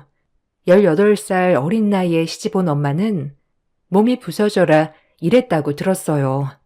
그런데 아빠는 일찍 돌아가시고 저와 여동생만이 엄마 품에 남았죠. 어렸을 땐 악착 같은 엄마가 싫기도 했어요. 밥 얼른 먹어. 밥 안 먹으면 다 치워버린다. 이거 엄마가 오늘 일하는 데서 얻어온 건데 이렇게 안 먹으면 어떡하겠다는 거야? 싫어. 안 먹어. 맨날 김치랑 밥만 있고. 나도 소세지 먹고 싶단 말이야. 그리고 내일 학교 준비물도 사가야 해요. 500원만 주세요. 뭐? 준비물이 뭔데? 앞집에 미나한테 엄마가 빌려올게. 어차피 미나한테 다 있을 거 아니야. 사긴 뭘 사? 돈 없어. 그리고 자꾸 그렇게 밥 투정하면 밥 치워버릴 줄 알아? 아주 굶어봐야 밥 귀한 줄 알지? 안 그래? 너처럼 생떼 부리면 밥 먹을 자격도 없어. 제 기억에 엄마는 단 한 번도 저를 달래주신 적이 없어요. 먹고 살기 바빠서 그랬다고 하지만 어린 나이에는 얼마나 그것이 싫었는지 말도 못합니다. 준비물도 다 이웃집에서 빌려다 주시고 옷들도 다 얻어 입히셨죠. 전 나이가 들면 들수록 저희 엄마의 자린고비 정신이 너무 싫었어요. 엄마는 홀로 먹고 살기 힘든 와중에 딸 둘을 키워내야 했기에 얼마나 고생하셨을까요? 지금에서야 마음이 참 아픕니다. 어렸을 땐 왜 이렇게 철이 없었는지 조그만 거 하나에 벌벌 떨고 그저 돈돈돈 하는 엄마가 미울 때가 많았죠. 전 그런 엄마의 품을 벗어나고자 24살 어린 나이에 남편을 만나 결혼을 했습니다. 남편은 자동차를 수리하는 정비사였고 저는 이제 막 간호사가 된 새내기 간호사였죠. 처음 남편을 보고 썩 마음에 든 건 아니었지만 저를 줄기차게 쫓아다니며 대시하는 바람에 홀딱 넘어가게 되었어요. 빨리 이 집에서 벗어나고 싶기도 했고요. 이왕이면 내 가정을 빨리 꾸리자는 생각에 말이에요. 평생 너 하나만 바라보고 살게. 나랑 결혼해줘서 고마워. 가진 게 하나도 없지만 정말 성실하게 열심히 살 거야. 이 마음 변치 않고 우리 잘 살아봐요. 아직 젊으니까 열심히 하면 금방 집도 사고 남들처럼 살 수 있을 거예요. 고마워. 가진 것도 없는 나한테 이렇게 시집 오겠다고 해줘서 내가 정말 잘할 거야. 네 눈에 눈물 나는 일 없을 거야. 가진 것은 하나도 없는 남편이었지만 이렇게 지금처럼 열심히만 한다면 뭐든 두려울 게 없는 남편이었어요. 남편과 결혼하는 것이 한 가지 걸리는 게 있었다면 시어머님의 유난스러운 아들 사랑과 함께 조금 개념이 많이 없으셨다는 겁니다. 아무리 고슴도치도 자기 자식은 예쁘다고 하지만 뭐 하나 내세울 거 없는 집안에서 너무 유난스럽게 아들 자랑을 하니 저희 엄마도 그렇게 좋아하진 않으셨고요. 하지만 자존심이 대단하고 억척스러운 저희 엄마도 저희 시댁 앞에선 딸 때문에 늘 작아지는 엄마였죠. 상견례에서부터 저희는 삐걱대었어요. 개념이 많이 없는 어머님 덕분에 말이죠. 하지만 엄마는 혹여나 제가 미움받을까 꾹 참으셨죠. 아니, 사실 저는 정윤이 그렇게 마음에 안 들었어요. 뭐 우리 아들이 좋다고 하니까 이제는 예쁘게 보이지만 삐쩍 말라가지고 애나 제대로 낳을 수 있겠어요? 이래봬도 우리 집안이 독자라서 아들이 굉장히 귀하거든요. 근데 이렇게 안사돈을 베니까 정윤이가 누구 닮았는지 딱 알겠더라고요. 어쩜 안사돈도 이렇게 마르셨어요? 그래서 딸들만 낳으셨나? 그러면 곤란한데. 네? 아, 정윤이가 보기에 말라 보여도 깡다구 하나는 있어요. 자기 혼자 그래도 열심히 공부해서 간호대까지 갔고요. 아마 결혼하면 더 잘할 겁니다. 모든 마음먹은 대로 다 이뤄내는 애이니 저는 별로 걱정 안 돼요. 사돈께서 너그러이 예쁘게 봐주세요. 아니 뭐 저야 그냥 있는 그대로 보는 거죠. 뭐든 저하기 나름 아니겠어요? 아 그리고 애들은 한 3년 정도는 제가 데리고 있으려고요. 그래서 말인데 그 저희 집 가전 바꿀 것 좀 제가 적어왔거든요. 이대로만 준비해 주시면 됩니다. 아, 네 맞네요. 정윤이랑 좀 상의 좀 해볼게요. 저도 우리 딸아이가 시부모님을 모시고 사는 줄은 아예 몰라서요. 좀 당황스럽네요. 요즘은 가까이는 살아도 같이는 안 산다고 하는 추세인데 저희 딸아이가 잘할지도 걱정이고요. 어머, 정윤이가 아빠 없이 자랐다고 하던데 가르칠 게 많아 보여요. 제가 데리고 있으면서 이것저것 잘 가르칠게요. 아빠 이야기를 하면서 데리고 살겠다는 시어머니를 보니 입이 떡 벌어졌습니다. 할 말 못할 말이 따로 있지 라는 생각과 함께요. 어이가 없었어요. 팔려가는 결혼도 아닌데 본인들이 원하는 가정까지 다 바꿔달라고 하는 거 보니 제 심기가 많이 불편했죠. 엄마도 한성질 하셨기 때문에 이런 부분에서는 무조건 할 말을 할 거라고 생각했지만 확실히 사돈댁이라고 생각하셨는지 그냥 조용히 종이를 받아들이셨습니다.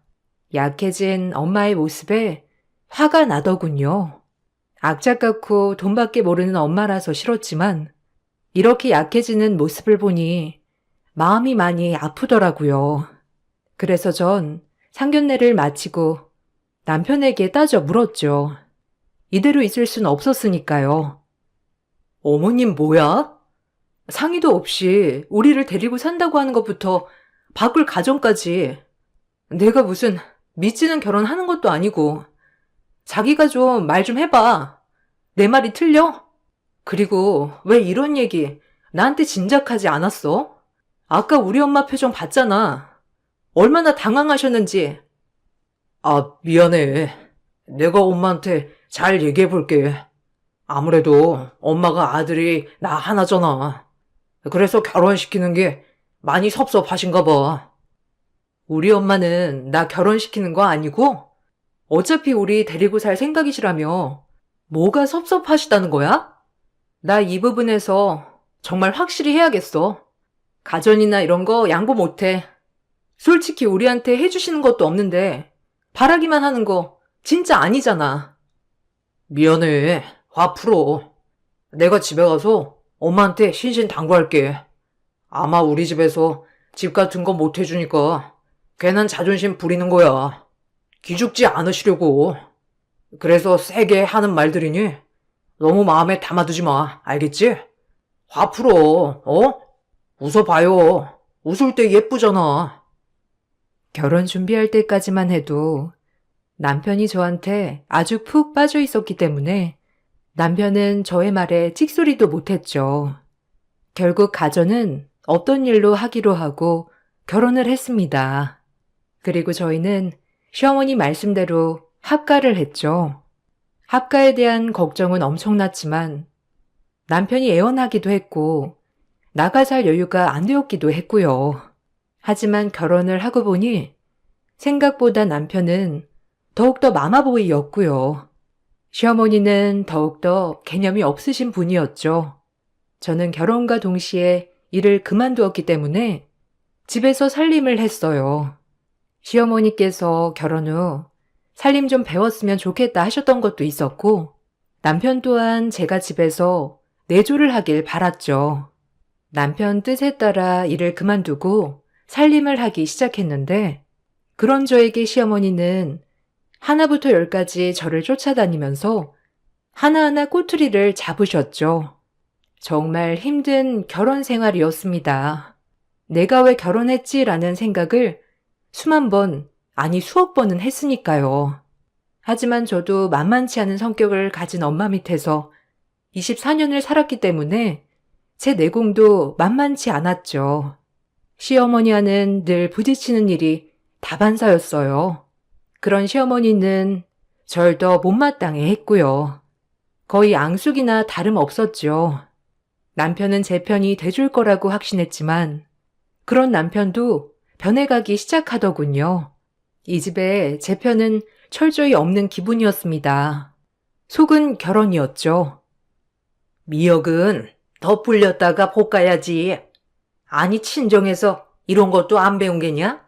딸만 둘이라는데 너희 엄마는 널 뭘 가르친 거야? 먹고 살기 바빠서 아무것도 안 가르친 거면 아주 어이가 없구나. 그래도 밥은 해먹을 수 있게 가르쳐야지. 나 원참. 어머님, 뭐 요새 누가 이렇게 삼시세끼 다 해먹나요? 간단히 토스트도 먹고 하는 거죠. 효섭 씨도 아침 잘 안 먹고요. 뭐야? 네가 먹지 말라고 한 거겠지. 우리 효섭이가 얼마나 아침을 잘 먹고 다녔는데 허튼 소리를 해. 하여튼 미역은 더 불려야 하니까 물에 더 담가 놓고 불거든 미역부터 볶아라. 알겠냐? 이렇게 쉬운 것도 알려줘야 하니 나 원참. 그럼 어머님이 해주세요. 제가 밥 안 치고 반찬 할게요. 매번 질책만 하시니까 저도 주눅 들어서 뭘 못하겠네요. 어머, 얘 말하는 것 좀 보소. 처음 볼 때부터 보통은 아닐 것 같았다 아주 눈빛부터가. 근데 이 시험이 가르치려 들어? 가르치는 게 아니고요. 어머님한테 부탁드리는 거예요. 사사건건 어머님이 절 못마땅해 하시니까요. 그렇게 들으셨다면 죄송해요. 시어머니는 하나부터 열까지 모든 게 잔소리였어요. 그리고 틈만 나면 저희 친정에서 못 배웠느니 안 배웠느니 말을 하셨죠. 노이로제에 걸릴 지경이었습니다. 산은 산이요, 물은 물이로다 하며 지내온 세월이었죠. 모든 남편들이 그렇듯 처음엔 별도 달도 따줄 것처럼 하더니 남편 또한 결혼 후 변해가기 시작했죠. 처음엔 제 손에 물이 닿아서 손이 미어질까 걱정하던 남편이었지만 지금은 시어머니한테 그만 좀 대들어라. 네가 우리 집에 들어와서 하루도 편할 날이 없다 하고 말하는 남편이 되었으니까요. 오늘은 어머님이 나한테 뭐라는 줄 아셔? 친정에서 못 배워 먹었대. 아니 어떻게 그런 얘기를 눈 하나 깜빡 안 하시고 하는 거야? 아, 그만해. 우리 엄마가 그렇게 말할 수도 있지 뭘 그래. 그리고 네가 살림 못하는 건 사실이잖아. 그럼 어머니 가르쳐주세요 하면 될 걸 가지고 꼭 말대꾸를 해야겠냐? 여기 시댁이야. 니네 집 아니라고. 좀 적당히 까불어야지 진짜. 나도 피곤하다 일하는 내내. 뭐? 아니 그럼 어머님이 친정을 그렇게 말씀하시는데 내가 참아야 한다는 거야? 당신 어쩜 이리 변했어? 어? 나 원래 그랬어. 변하길 뭘 변해. 피곤하다. 물이나 받아와 발이나 닦게. 조경이나 하다 자야지. 그만 쫑알거려라. 지겹다. 절대 가부장적이지 않을 거라 생각했던 남편은 점점 가부장적으로 변해갔습니다. 그리고 아무것도 없이 살림만 하는 저는 자존감도 잃어갔죠. 그리고 저는 임신을 하였어요. 임신을 해보니 친정엄마의 마음을 더욱더 알 것 같더라고요. 이 아이를 지키기 위해 어떤 것도 다 해내야 될 것 같은 마음. 저희는 아빠가 없었으니 엄마가 얼마나 더욱더 이악 물고 버텼을까요? 이 마음을 품은 채 10달이 지나고 아이를 낳았습니다. 아이는 건강한 사내 아이였고 아이를 낳고 나서 친정 엄마만이 생각나더라고요. 아이를 낳는 날도 동창이라는 핑계로 병원에 오지 않던 남편을 기다리는 저에게 눈을 뜨자 친정 엄마가 와 계셨습니다. 아이고, 내 딸 고생 많았다. 많이 힘들었지? 얼마나 아팠어, 우리 딸. 엄마가 옆에서 계속 용기를 줬어야 했는데. 엄마, 어떻게 왔어? 아니, 못 타고 왔어. 멀었을 텐데. 병원에서 전화 받은 거야? 엄마 보고 싶었는데 너무 좋다. 이렇게 보니까. 김서방은, 아니 시댁은 사돈어른이 그렇게 간절히 바라던 아들 손주인데 아직 안 오셨나 보구나. 아유, 고생했어, 내 아가.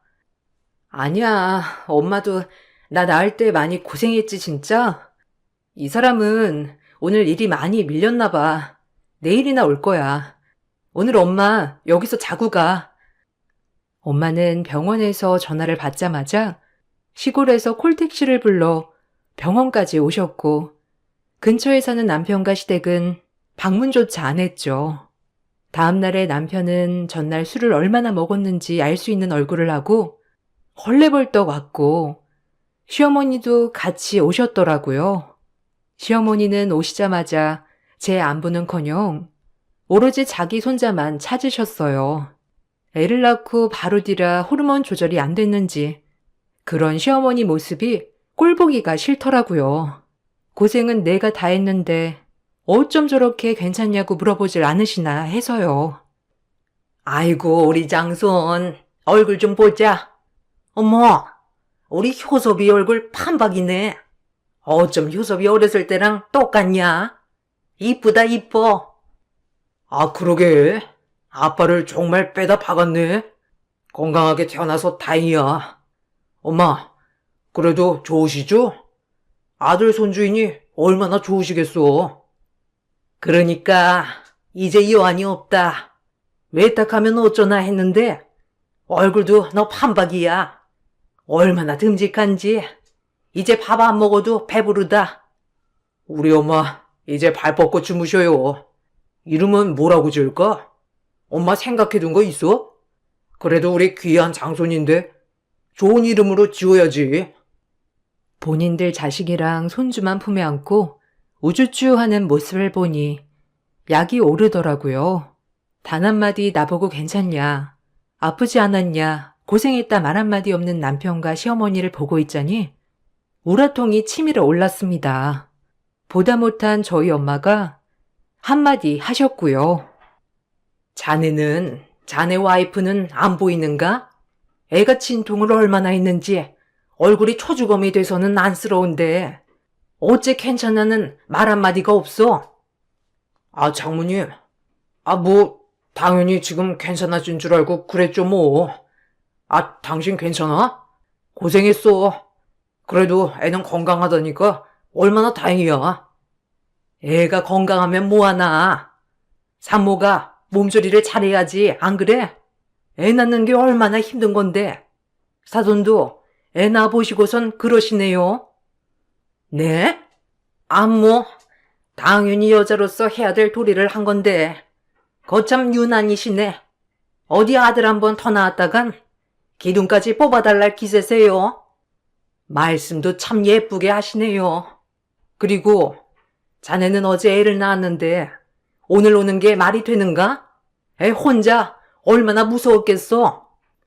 어제는 제가 꼭 빠지면 안 되는 자리가 있어서 죄송합니다. 그래도 장모님이 계셨으니까 얼마나 다행인지 몰라요. 시어머니의 말에 입이 떡 벌어졌어요. 유난이라니. 제가 많은 것을 바란 것도 아니고 그저 괜찮니, 고생했다 정도였는데 어머님의 말이 조금이라도 남아있던 정내미가 떨어졌어요. 그리고 더 이상 시어머니에게 아무런 감정의 기대도 하지 말자라고 마음을 먹었어요.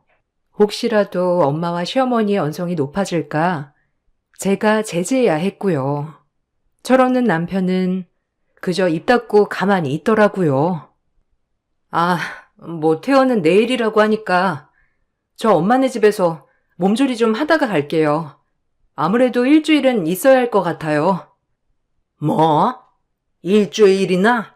아니, 집에서 몸조리 하면 되지. 굳이 거기 시골까지 가야 하니? 애도 멀미하는데 집으로 와라. 아니에요, 사돈.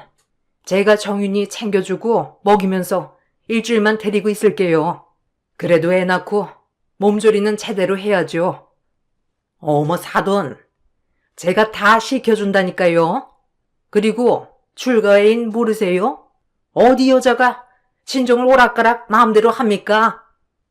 네? 어머니, 무슨 말이 그래요? 제가 언제 맘 편히 친정 간 적 있나요? 저 아기 데리고 일주일만 다녀올 거니까 그리 아세요. 저의 단호한 태도에 시어머니는 못마땅해 하셨지만 별다른 도리는 없으셨죠. 몸조리까지 못하게 하니 정말 싫었습니다. 그리고 그 옆에서 찍소리도 없는 남편을 보고 있자니 더 우라통이 터졌죠. 얼마나 멍청하고 믿을만하지 못하던지. 다음 날이 되었고 전 아이를 데리고 친정에 와 몸조리를 했습니다. 엄마 밥을 먹으면서 푹 쉬니 너무 좋더라고요. 그리고 엄마는 저에게 말씀하셨어요. 애를 낳고 보니 엄마를 너무 이해하기 때문에 눈물이 주룩주룩 흘렀습니다. 엄마와 딸이란 그런 거였죠. 미안해. 너 어려서 더 잘해주고 더 예뻐해주고 싶었는데 엄마 홀몸으로 너네 둘 키우는 게 녹록지가 않았어. 화도 내고 혹시라도 잘못되면 아빠 없는 애 소리 들을까봐 더 엄하게 한 것도 있어. 엄마 많이 미웠지? 사달라는 것도 다 안 사주고. 아니야, 엄마. 엄마 이해해. 이제 이해할 것 같아. 얼마나 애지중지했으면 그랬겠어. 남들한테 손가락 받지 않게 하려고 그런 거지. 엄마 마음 이젠 다 알아. 그리고 내가 아들 낳아보니 알 것 같아. 얼마나 엄마가 우리를 애틋해 했는지. 엄마야말로 고생했어. 홀몸으로 애들 키우는 게 어디 쉬웠겠어? 가뜩이나 어려운 세상인데 그래도 포기하지 않고 잘 키워줘서 너무 고마워요. 그렇게 엄마와의 화해를 하고 전 일주일이 지나 아이를 데리고 다시 시댁으로 올라갔죠. 발길이 차마 떨어지지는 않았지만 그래도 가야 했어요. 그리고 나도 우리 엄마처럼 아들을 잘 키워야겠다고 다짐도 했고요. 집에 도착하자마자 시어머니는 우리 장손이 얼굴이 반쪽이 됐다며 아주 난리를 치셨어요. 얼마나 꼴 같지 않던지 워낙 유난스러운 분이니 그러려니 했죠. 어머, 우리 장손 일주일 새 얼굴 반쪽 된 거 봐라. 분명 병원에선 포동포동 했는데 아유, 또 너만 먹고 너만 쉰 거지? 네? 아니 무슨 말씀을 그렇게 하세요? 제가 설마 제 애를 굶기겠어요? 젖이 잘 안 돌아서 분유 먹이는 거예요. 병원에서도 그렇게 하라고 했고요. 어머, 모유도 못 먹는단 말이야? 내가 너 삐쩍꼬라서 그럴 줄 알았다. 남들 다 먹이는 모유도 못 먹이고, 아유, 모유를 먹어야 애가 똑똑하다는데 남들 다 아는 모유도 못 먹는 우리 장손 불쌍해서 어떡한다니? 마음에 드는 구석이 없어 아주. 어머니, 요새 분유 먹여도 다 똑같아요. 얼마나 잘 나오는데요. 어머님이 몰라서 하는 말씀이신 거예요. 그러니까 걱정 놓으세요. 그래도 엄마 말이 맞을 텐데. 애가 모유를 먹어야지 분유를 먹으면 되겠어. 아무래도 엄마가 더 잘 알겠지. 당신 모유 먹고 자라서 그렇게 멍청하니? 아니 말해봐. 당신은 모유 먹었는데 그럼 왜 그 모양이야? 어때? 할 말 없지? 제 말에 기가 막힌 듯 시어머니는 저를 노려보셨고 남편도 찍소리도 못했죠. 사실 남편이 그렇게 똑똑하지 않은 건 사실이니까요. 그렇게 하루가 지나고 아이를 낳고 그럭저럭 살아가고 있는 와중에 친정엄마가 많이 아프시다는 소식을 들었어요. 당장이라도 가봐야 했지만 시어머니는 허락조차 해주질 않았죠. 정말 원망스러웠습니다. 그런 저는 시어머니를 좋게 볼 수 없었고요. 엄마가 많이 안 좋으시대요. 아무래도 가봐야 할 것 같아요. 괜찮으면 윤수 데리고 며칠 내려가 있으면 싶은데. 아니 그럼 우리 효섭이는 어쩌냐? 너랑 윤수 내려가면 효섭이는 굶으란 말이야? 줄과 외인이 어쩜 그리 개념이 없어? 효섭 씨가 손이 없어요, 발이 없어요? 제가 제 엄마 병간호하겠다는데 솔직히 이렇게 허락을 받는 것도 웃기네요. 예의상 물어본 거지만 안 된다고 하니 그냥 내일 아침에 내려갈게요. 어머님 노여워해도 어쩔 수 없어요. 저희 엄마 제가 돌보고 싶어요. 어머, 저 바락바락 날대다 파는 것 좀 보소. 아니 어쩜 애가 그렇게 못돼 처먹었니? 넌 내가 처음부터 마음에 안 들었어. 우리 효섭이가 죽고 못 사니까 허락했는데 어째 눈빛부터 쎄했다 알아? 가지마. 분명히 말했어. 가려거든 이혼 도장 찍고 가라. 네? 이혼 도장이요? 제가 그런 걸로 무서워할 줄 아셨어요? 어머님, 이가 그렇게 대단한 사람은 아니잖아요. 안 그래요? 솔직히 볼 게 뭐가 있다고 제가 이혼에 겁을 먹나요? 더 이상 어머님이랑 얘기 안 할게요. 내일 친정엄마한테 갈 거예요. 어머님의 바락바락 안 된다는 소리를 무시하고 다음 날이 되어 저는 친정엄마네 갈채비를 하였어요. 남편도 못마땅해 했지만 제 고집을 꺾을 수 없었죠. 그리고 아들만 데리고 시골에 내려가 엄마를 보살폈습니다. 엄마는 췌장암 말기셨어요. 급격히 몸이 안 좋아 병원에 가보니 이미 손쓸 수 없는 상태라고 했었죠. 얼마나 눈물이 나던지 그런 엄마를 모시고 싶은 이 마음도 굴뚝 같았어요. 있는 순간까지 최대한 잘해드리자라고 생각하며 정성을 다해 모셨습니다. 하지만 엄마는 끝끝내 일어나지 못하셨죠. 어려서 엄마한테 미운 감정만 품고 산 것 같아 어찌나 죄송하던지. 그리고 한평생 고생만 하고 해외여행 한번 못 가보신 우리 엄마 생각에 장례 때도 눈물이 멈추질 않더군요. 제 인생에 전부를 잃은 것처럼 울었습니다. 엄마의 장례식이 진행되었고 엄마가 돌아가셨다는 소식을 듣고 시댁 식구들이 방문해 주셨죠. 친척 고모님의 친척 조카, 친척 삼촌들까지 15명이 방문하셨더라고요. 처음엔 그래도 엄마 가시는 길 이렇게 배웅해 주러 오셨구나 하고 감사한 마음뿐이었어요. 하지만 역시나 제 생각은 착각이었죠. 이렇게 먼 길 찾아주셔서 감사합니다. 고모님, 삼촌, 그리고 어머님 와주셔서 감사해요. 앉아서 식사들 하시고 가세요. 저기서 먹으면 되냐? 우리 한 15명 되는데 일단 앉아있으면 차려다 주겠지? 고모, 얼른 저기로 갑시다. 어머님은 엄마 가는 길 제대로 인사도 하지 않고 그저 식당 방문에만 눈에 불을 켰죠. 그렇게 15명이나 되는 시댁 식구들이 밥을 먹고 어찌나 하하호호 떠들어대는지 빈소에 방문해준 사람들마저 눈살을 찌푸리더라고요. 경황이 없어 화를 낼 상황도 없었죠. 아니 언니네 시댁 너무한 거 아니야? 아니 무슨 여기가 음식점도 아니고 술 먹고 난리 났어. 지금 노래까지 부를 기세야. 어? 아, 당신이 가서 좀 말려. 나 지금 기력도 없고 화낼 기운도 없어. 그러니까 당신 어머님 진정 좀 시켜. 아, 요새 좀 엄마가 스트레스 받는 일이 있어서 그래. 그냥 그러려니 해라. 꼭 이런 데 와서도 시엄마한테 말대꾸 해야겠냐? 뭐라고?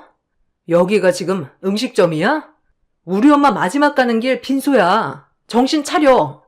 네가 이러니까 개념이 없다는 거야. 알아? 남편이랑 대판 싸우고 동생이 겨우 뜯어 말리고서야 진정을 시켰죠. 남편이란 사람이 위로는 못 해줄 망정 저보고 예민하다느니 그만 좀 하라느니 정말 믿고 살 수 없었습니다. 그런데 더더욱 가가는 시댁 식구들은 그렇게 술판을 벌여놓고 집 가면서 저희가 받은 바카스까지 다 챙겨가 버렸죠. 저희 엄마 쪽 친척들이 눈살을 얼마나 찌푸리셨던지 제 얼굴이 다 화끈했어요. 아니, 진짜 개념 장난 아니네. 바카스까지 들고 갔다며? 제정신이야? 아니, 형부도 그런 사람이었어? 참나. 빈소 와서 술판 버리고 집 갈 땐 저거까지 싹 쓸어 가다니. 언니 시대 진짜 대단하다. 아니, 어떻게 살아? 저런 집이랑? 엄마가 얼마나 가슴이 아프겠어. 그만해. 나도 열받으니까. 그리고 일단 엄마 가는 길 마음 편히 보내드리자. 뒷일은 내가 알아서 할게. 너까지 열내지 마. 발인까지 마치고 정신없는 와중에 부의금 정산을 하는데 시댁 식구들은 그 누구도 한 푼도 내지 않았더라고요. 돈을 떠나서 정말 너무하다 싶었죠. 제대로 조문도 안 드리고 밥이랑 술판을 버리고 나갈 땐 바카스까지 챙겨서 나가는 시댁 식구를 제가 어떻게 생각해야 되는지 난감했습니다. 그리고 별게 아니라는 듯 말하는 남편에게도 이제 더 이상 정이 떨어져 말을 할 수가 없었죠. 엄마의 장례식을 모두 마치고 저는 이혼 소송을 걸었어요. 더 이상 시댁 식구와는 상종하고 싶지도 않았고 남편과도 말도 섞고 싶지 않았죠. 내가 뭘 잘못했다고 이혼을 당해? 그리고 너네 엄마 죽은 건 불쌍한데 원래 세월 앞에 장사 없는 거 아니야? 지금 너 너무 감정적인 것 같아. 안 그러냐? 그러니까 조금만 진정하고 나중에 얘기해. 이게 뭐라고 이혼까지 갈 사유야? 나 진짜 어이가 없어서. 이혼까지 갈 사유야. 난 더 이상 너랑 너네 식구들 꼴도 보기 싫고, 우리 윤수도 너네 집처럼 물들까봐 무서워. 그러니까 이혼해. 너 참 웃긴다. 죽은 사람이 뭘 한다고 난리야? 그렇게 유난 좀 떨지 마. 이혼? 어디 네가 감히 우리 아들 보고 이혼을 하지? 그러니까 이혼하는 거예요. 어머님이 그런 마인드를 갖고 계시니까. 더 이상 말도 섞기 싫으니까 변호사 통해 얘기하죠.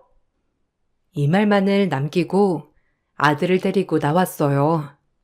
그리고 친정집에 와 엄마 옷들을 정리하는데 눈물이 와락 나더군요. 혼자 얼마나 쓸쓸하셨을까 싶기도 하고, 내가 조금만 엄마 옆에 있다 천천히 좋은 사람 만나 시집 갈 걸 뭐가 그렇게 싫다고 빨리 결혼을 했을까 하는 후회도 들었고요. 그렇게 저희는 이혼을 했어요. 소송이 길어지자 합의 이혼으로 마무리했죠.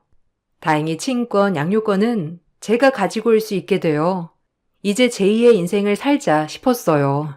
그리고 나서 얼마 안 있다 엄마의 유언 집행이 시작되었어요.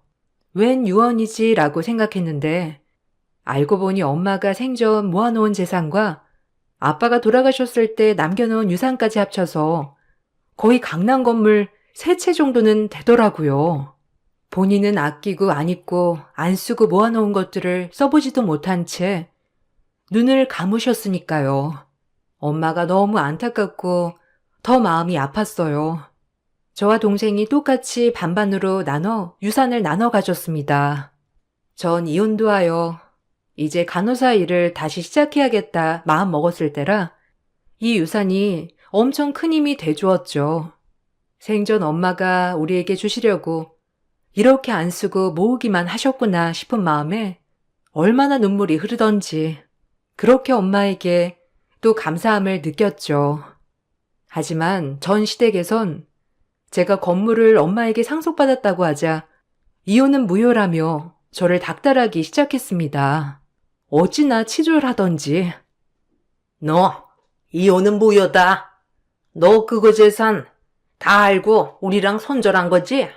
우리 아들 버리고 네가 잘 살 수 있을 것 같아? 네가 건물 주면 우리 아들도 건물 줘야지.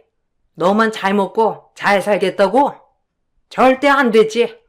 내가 소송을 해서라도 그 재산 다 가져올 거야. 알아? 마음대로 하세요. 어차피 저흰 남이고 전 이혼 후에 재산 상속받은 것이니 제가 나눠줄 필요는 없으니까요. 끊습니다. 너 내가 가만 안 둬. 그 건물 팔아서 당장 판 보내. 알겠어? 내가 윤수 아빠인데 나도 권한 있지. 안 그래? 정신 차려. 이 정신 나간 아줌마랑 아저씨야. 이게 왜 당신들 돈인데? 다신 연락하지 마. 소름 끼치니까. 알겠어? 그리고 마음대로 해. 남편과 시어머니는 저에게 진짜 이혼 무효 소송을 걸었어요. 재산을 절반이라도 가져올 속셈으로 말이죠. 아무래도 이혼 가정에서는 특유 재산이라도 기여도에 따라 그것 또한 분할을 해야 한다고 하더라고요. 어처구니가 없었습니다. 하지만 이혼 후에 재산 상속을 받은 것이기 때문에 저는 남편에게 돈을 돌려줄 의무는 없다고 판결이 났죠. 그렇게 소송도 끝을 맺었습니다. 어찌나 어이가 없던지. 꼭 이렇게 했어야 했니? 이 지긋지긋한 놈. 다신 보지 말자. 당신이랑 당신 어머니 너무 지겹거든. 내가 뭐에 홀려서 너랑 결혼했는지 미쳤지 내가. 평생 행복한 기억 따윈 없었어. 알아? 다신 보지 말자. 엮이지도 말고. 너랑은 진짜 끝이야. 제발 한 번만 봐주면 안 될까? 엄마랑은 네가 원하면 인연도 끊을게. 그러니까 우리 세 식구만 따로 살자. 그럼 우리 문제 없었잖아. 다 엄마랑 너랑 문제지. 나는 괜찮았잖아. 그러니까 우리 셋이 오손도손 살아보자. 내가 잘할게. 아니, 너도 문제였지. 매일 방관하고 개념 없는 네 친모 못 말리고 우리 엄마 장례식에선 어쨌니? 나 진짜 소름 끼쳐서 절대 못 잊어. 우리 윤수가 너 닮을까 무서워서 이혼한 거야, 알아?